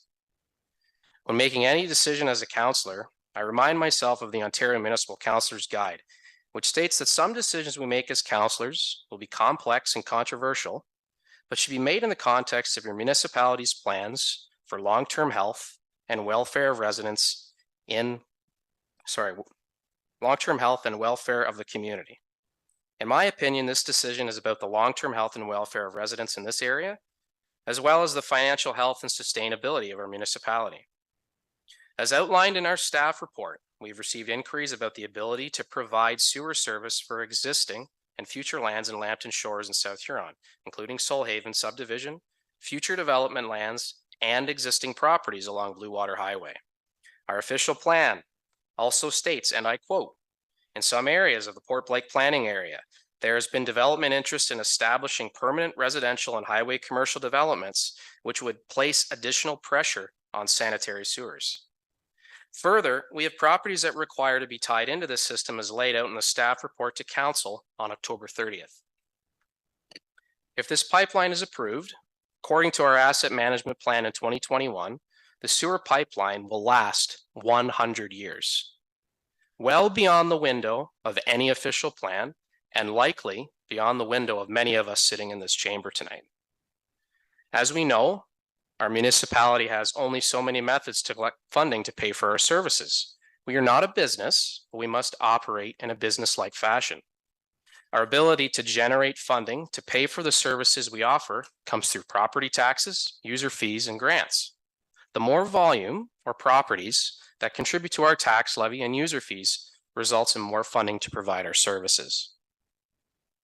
In the Grand Bend area and up Blue Water Highway, having the sewer capacity owned by the municipality of South Huron allows for more residents to join into our system, which can allow sewer rates to stabilize over time. While some residents have stated that they are on septic and have no intention of joining, it does not preclude future property owners in the next 100 years wishing or needing to tie into a sewer system up Blue Water Highway. As many of us are aware, we are currently in a province and nationwide housing crisis. Housing of all types is required to fill the current gaps. A continuum of housing is required to allow downsizing and upsizing, as well as additional residential units and intensification.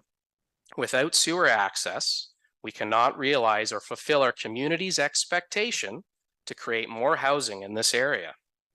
Yes, the municipality has a number of settlement areas, but like a business, we need to diversify our options for housing locations. As we can see from interest from current developers and those in and around Lambton Shores, Grand Bend is a highly desirable place to live due to access to the lake and other services and amenities. Our official plan lists the Port Blake area as a transition zone and a settlement area with a number of different zoning types, including residential, but this residential is limited by its access to sewers. Our water and wastewater rate study allows us to borrow from our reserves as a source of financing for capital costs. And the $606,000 is well below our limit of borrowing. This is proposed to be repaid through a Municipal Act cost recovery bylaw, where future users of the system pay back the reserve plus interest. This is development paying for development. It is in the best interests of sewer users that the municipality pays for and then owns the system to increase opportunities for more users to tie into the system. There is no sewer tax or tax increases, nor current wastewater and water rate increases due to moving forward with this investment. We are effectively leveraging a developer's investment into their sewer in order to gain control over future development, which is a win-win. As an investment, I look at this as an economic development initiative, and one of the few investments our municipality makes that can result in generating dollars for our services as a municipality. A financial return on investment is never realized with many of our other investments we make into our community. With recreation and infrastructure, we don't measure the return on investment for taxpayers to recoup their money. We just understand that these are necessary investments for our residents in order for them to live and contribute to our community. Having access to a sewer system could result in more population, more developments, more services, tax base, and user fees. Much like any other investment, it does not yield results overnight and can take time. The future of our municipality requires responsible and moderate growth. As an example, this year alone, we have received tax revenue estimated at $271,000. Without services installed years ago, this growth would not have been possible.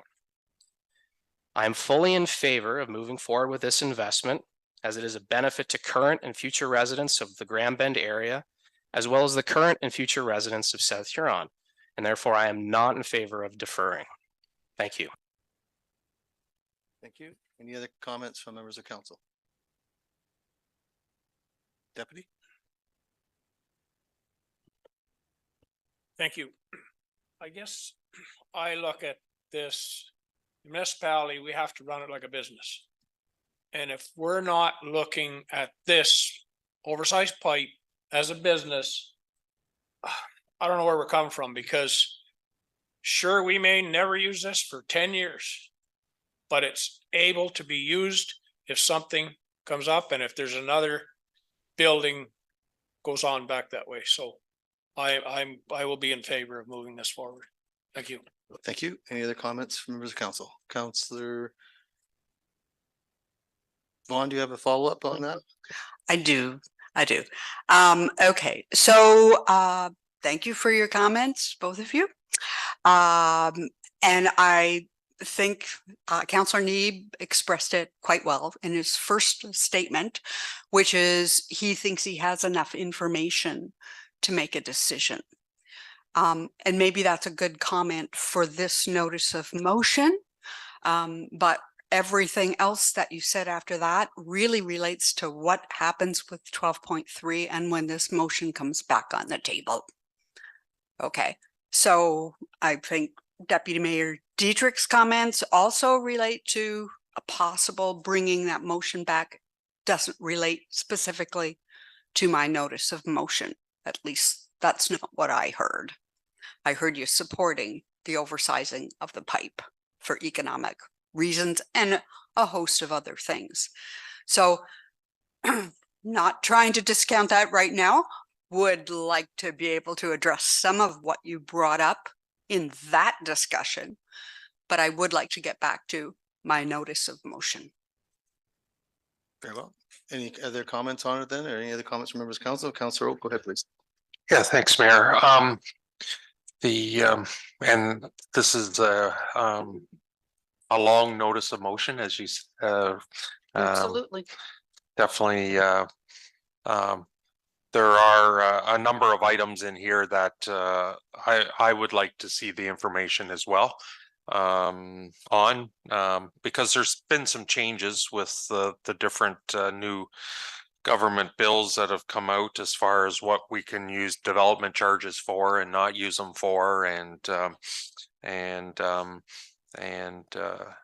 you know, I know we were working towards a 2024 official plan or starting the official plan, and including I expect there'll be some sort of a either the Port Blake area or secondary plan. I'm not sure how it's all going to spill out yet. So there are some things that are going to come out in the next little while here. I hate the idea of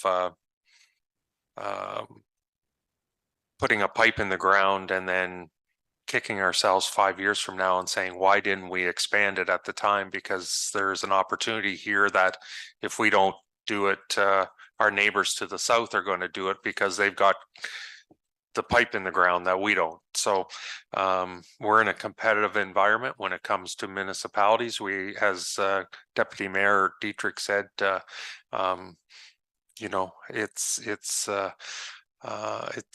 competitive, and we're running a business, marketing ourselves as well.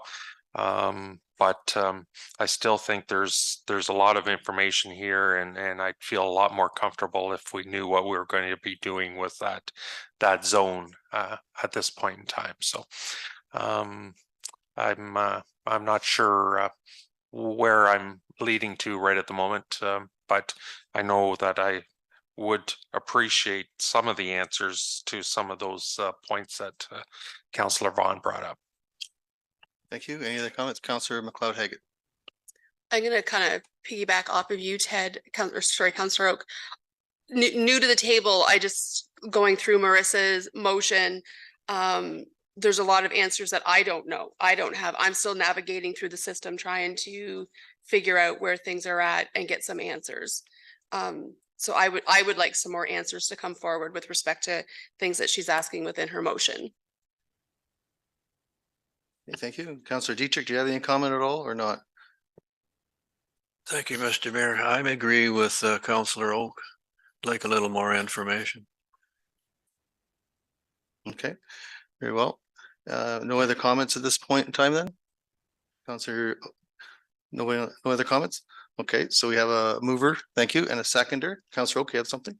So thank you, Mayor. So just for clarification, if this notice of motion is approved, basically the recommendation is to go to a further committee of the whole meeting to discuss these items. Is that the interpretation of this notice of motion by all members here? Ms. Masuda Carlson, would you comment, or Madam Clerk, whichever? That is that council hold a follow-up committee of the whole for these matters. Okay, thank you. No other discussion then? Very well. We have a mover and a seconder. If there's no further discussion, we'll call a question to, if actually you could just read the last couple of paragraphs there, Ms. Masuda Carlson, just so we know exactly where we're at here. You're not going to make me read the whole thing. Okay. Therefore, be it resolved that council hold a follow-up committee of the whole, that these matters be presented, and that the appropriate staff be in attendance to assure that a fulsome discussion can occur to assist in financial, planning, procedural, communications, and legal matters, and that council be provided with the requested information prior to any consideration of an approval of the draft cost sharing agreement in principle for an approximate 25% oversizing and $606,000 cost plus HST relating to the proposed Grand Bank trunk lines sewer extension. And I had it was moved by Councillor Vaughn and seconded by Councillor McLeod Haggett. That's correct. Councillor Need, go ahead. We have a recorded vote. Absolutely. Madam Clerk. Councillor Oak, go ahead, please. Yeah, and just as a clarification, I know we have this project in our proposed budget for 2024 with, I guess, how for discussion starting on Monday on the capital items. What that's the first budget meeting on capital. Is it potential to have a committee of the whole meeting after that, before our next budget meeting? Ms. Masuda Carlson? I'll have to look at the calendar and I'll send out a poll. I'm not sure because the next one would be the first week of December. So that's fairly tight. And I'd have to check with the treasurer too. Yeah. Okay, thank you.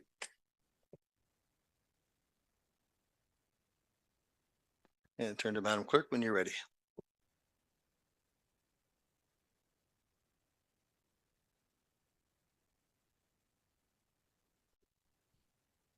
Counselor Neeb called for a recorded vote. Counselor Oak, Yes. Counselor Vaughn, Yes. Deputy Mayor Dietrich, No. Counselor Dietrich, Yes. Counselor McLeod Higgett, Yes. Counselor Neeb, No. Mayor Finch. No. That carries 4-3. Okay, thank you. Moving right along to item number 12.1, please. Ms. Masuda Carlson. Okay, delegations from November 6th, there was the Huron County Library with the library update. And then number 2 was the Oakwood Park Association and Port Blake area residents about the proposed Grand Bend trunk sewer extension. Thank you. Anyone wish to speak to any of those items under 12? Okay, not seeing any. Thank you. We'll move on to 12.2 then.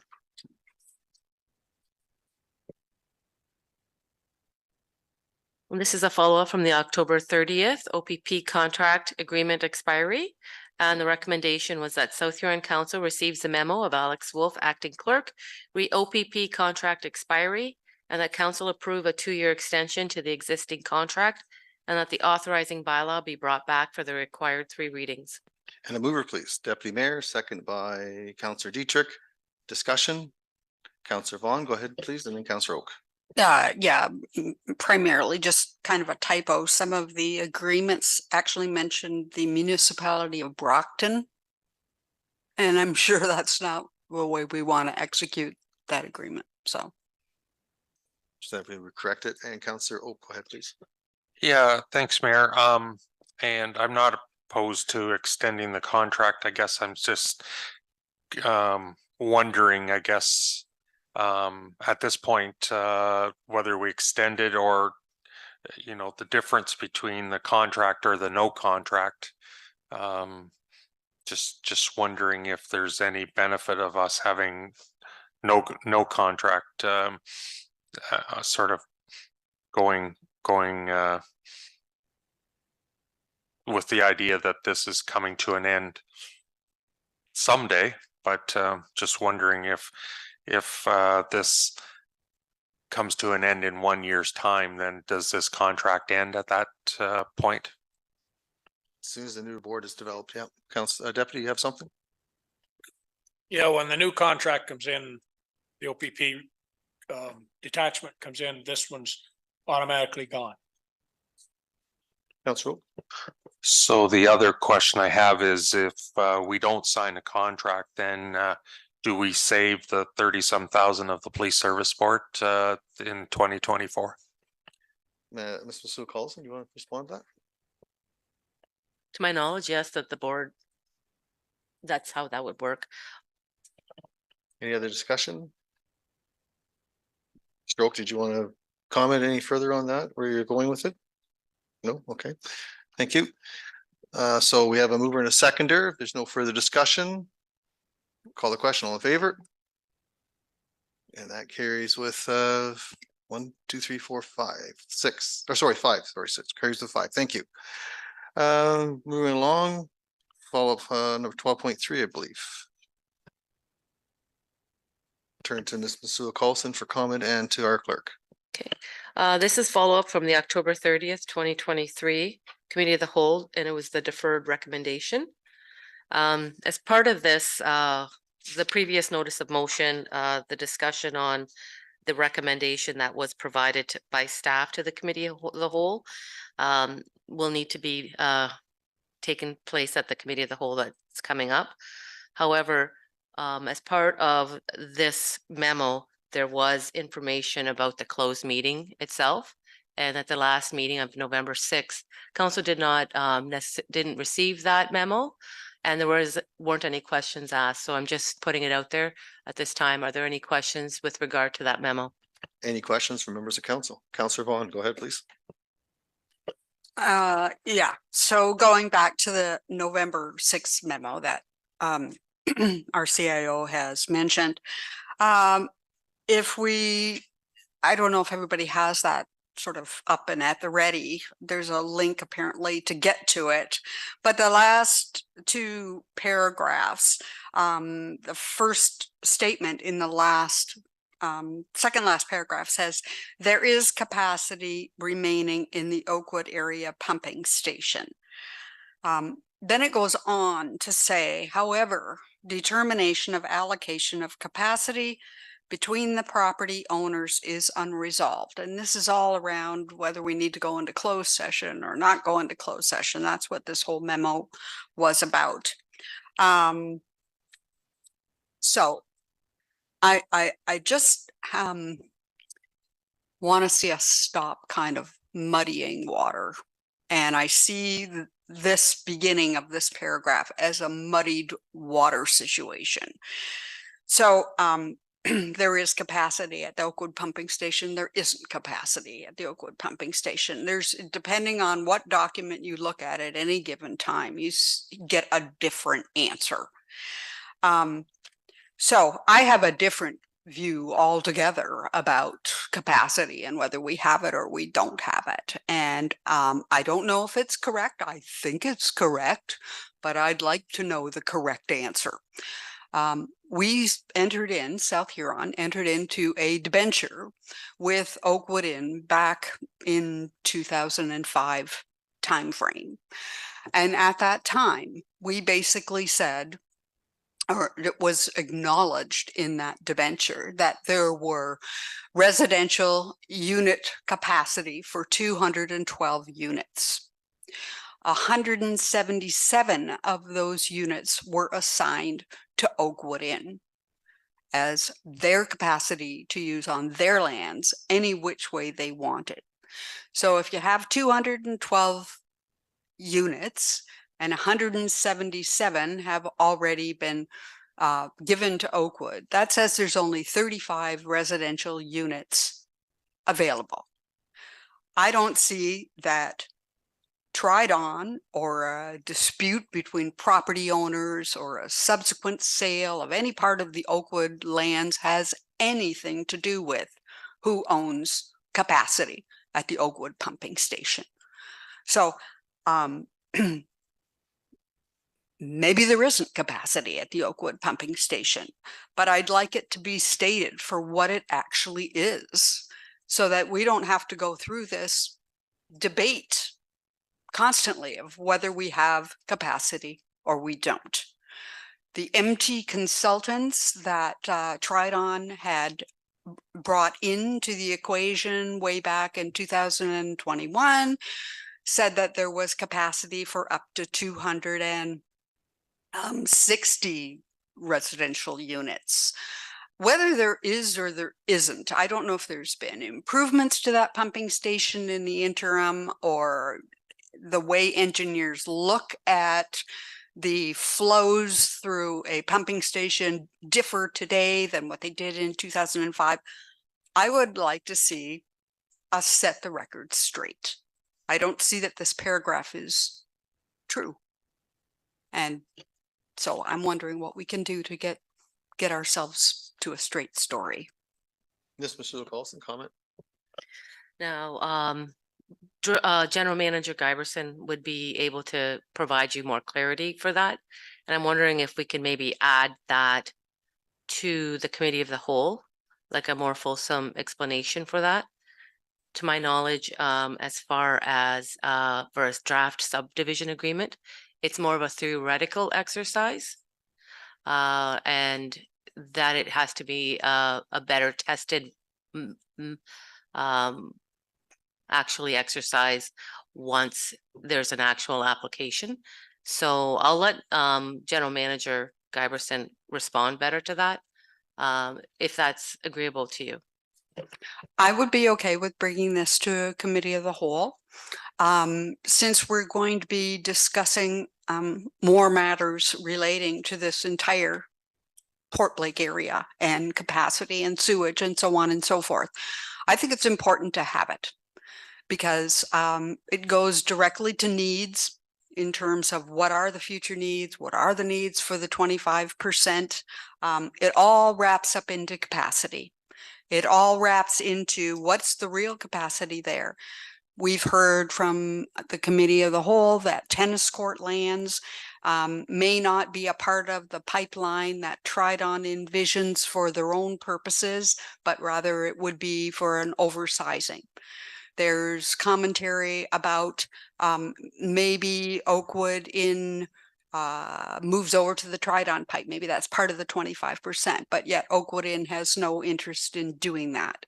So I just think overall, there's a big difference between, is there 35 residential units left that haven't been assigned to Oakwood that could go towards the tennis courts, or is there 90 as the MT consultants? That seemed to be a consultant report we bought into back in 2021. So I'd like to know more. Okay, thank you. Ms. Masuda calls, we have all that captured. Sure. If the acting clerk, I can draft something up here. I think we could start with that South Huron Council received the memo of Alex Wolf first off, and then that the discussion bring back more information on the allocation of the Oakwood area sewage pumping station to the upcoming committee of the whole. Councillor Vaughn, you're satisfied with that? That sounds good. So moved. Thanks. Yep, seconder for that. Councillor Oak, and any further discussion on that motion? Not seeing any. Call the question, all in favor? That carries with 6. Thank you very much. Anything further on 12.3 then? Move on to 12.4. And this is a follow-up staff memo from a request for more information on automated enforcement systems. Okay, any comments from members of council on that report? Councillor Oak. Thank you, Mayor. Yeah, I guess I would suggest that we probably maybe not explore this. Might be such that it's designed for larger centers. I guess there's always the opportunity to have LAS come and speak to us and give us some information. Information's never a bad thing, but based on what I'm reading here, it's something that we probably wouldn't make sense for us to explore. Okay, thank you. Any other comments on 12.4? Okay, not seeing any. New business, any new business, Ms. Masuda Carlson, are you aware of? None that I'm aware of. Okay, thank you. We'll go to 14, Mayor and Councillor comments and announcements. Are there any comments at this point in time? Councillor Vaughn, go ahead. Yeah, I just wanted to report that Deputy Mayor Dietrich and Councillor Dietrich and I, as well as the mayor, all attended the Remembrance Day ceremonies in Grand Bend. Very well attended, quite a crowd. And we ended up having weather cooperate with us. So it was a really great day had by all, I think. Yeah, and thank you for that. And just for the record, although the 4 of us were there was no quorum. We were quite a bit apart. The 3 of you were together, just so everybody knows. Because you always have to be careful. Everybody's watching. And any other comments from members of council? Councillor Neeb, go ahead. I had the opportunity to watch the Exeter Santa Claus parade. I had to watch it from home due to misadventures with getting a 3-year-old's winter boots on. He absolutely refused, and I did not back down. So we watched it from home. It was a fantastic event as always, and it was nice to see the sensory area for certain individuals in our community. So I thought that was a really nice touch, and kudos to the Lions and the Exeter BIA and all the municipal staff that helped out to make it happen. It really is a team effort and a community effort to put these events on, and we wouldn't be able to do it without the volunteers that we have. So thanks to all those people. As well, next Thursday, Southern District High School is doing their Sounds of the Season concert at 7 p.m. So the community band will be playing there, as well as a number of high school ensembles. So it's really nice to see again some building going on there in our local high school. So if you get a chance, come out. Should be a great night. Great, thank you very much. Anything else from the other members of council? Okay, seeing any, so the only thing I was in the parade, of course, and it was our unveiling of the South Huron flag. We got that Thursday before the event, so that went over very well. I'm not sure if you've seen it yet, but Mr. Sue Carlson, if you can go on there. Go the other way, yeah. Was it this Sorry, yeah. Backwards? Yeah, go backwards, yeah. So that's what is up on the back of the truck on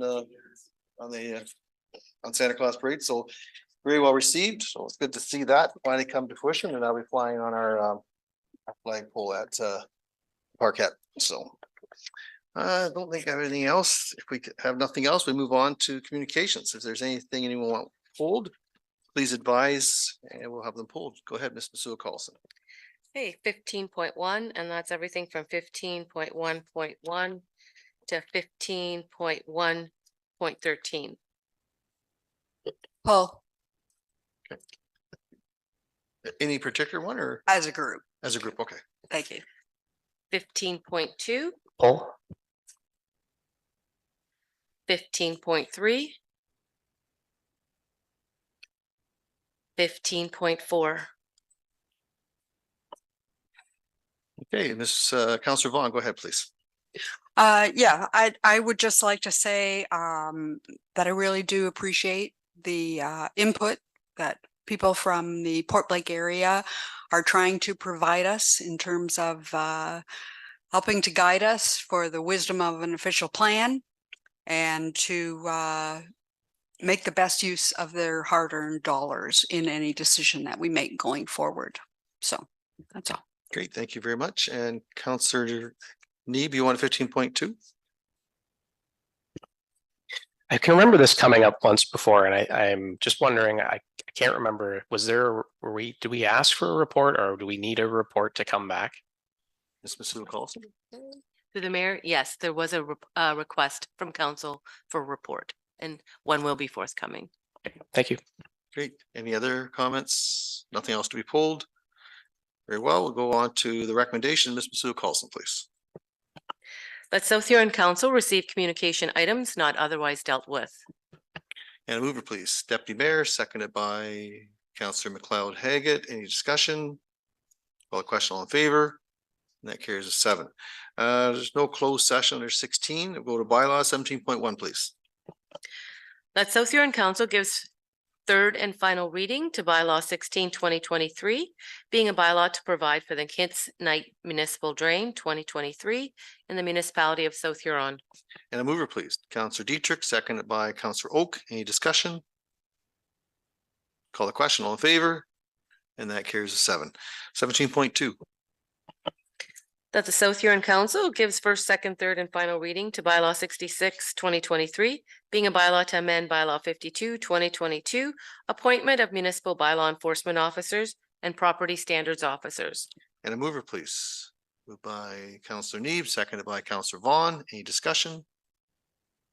Call the question, all in favor? Carries a 7. Thank you. 17.3.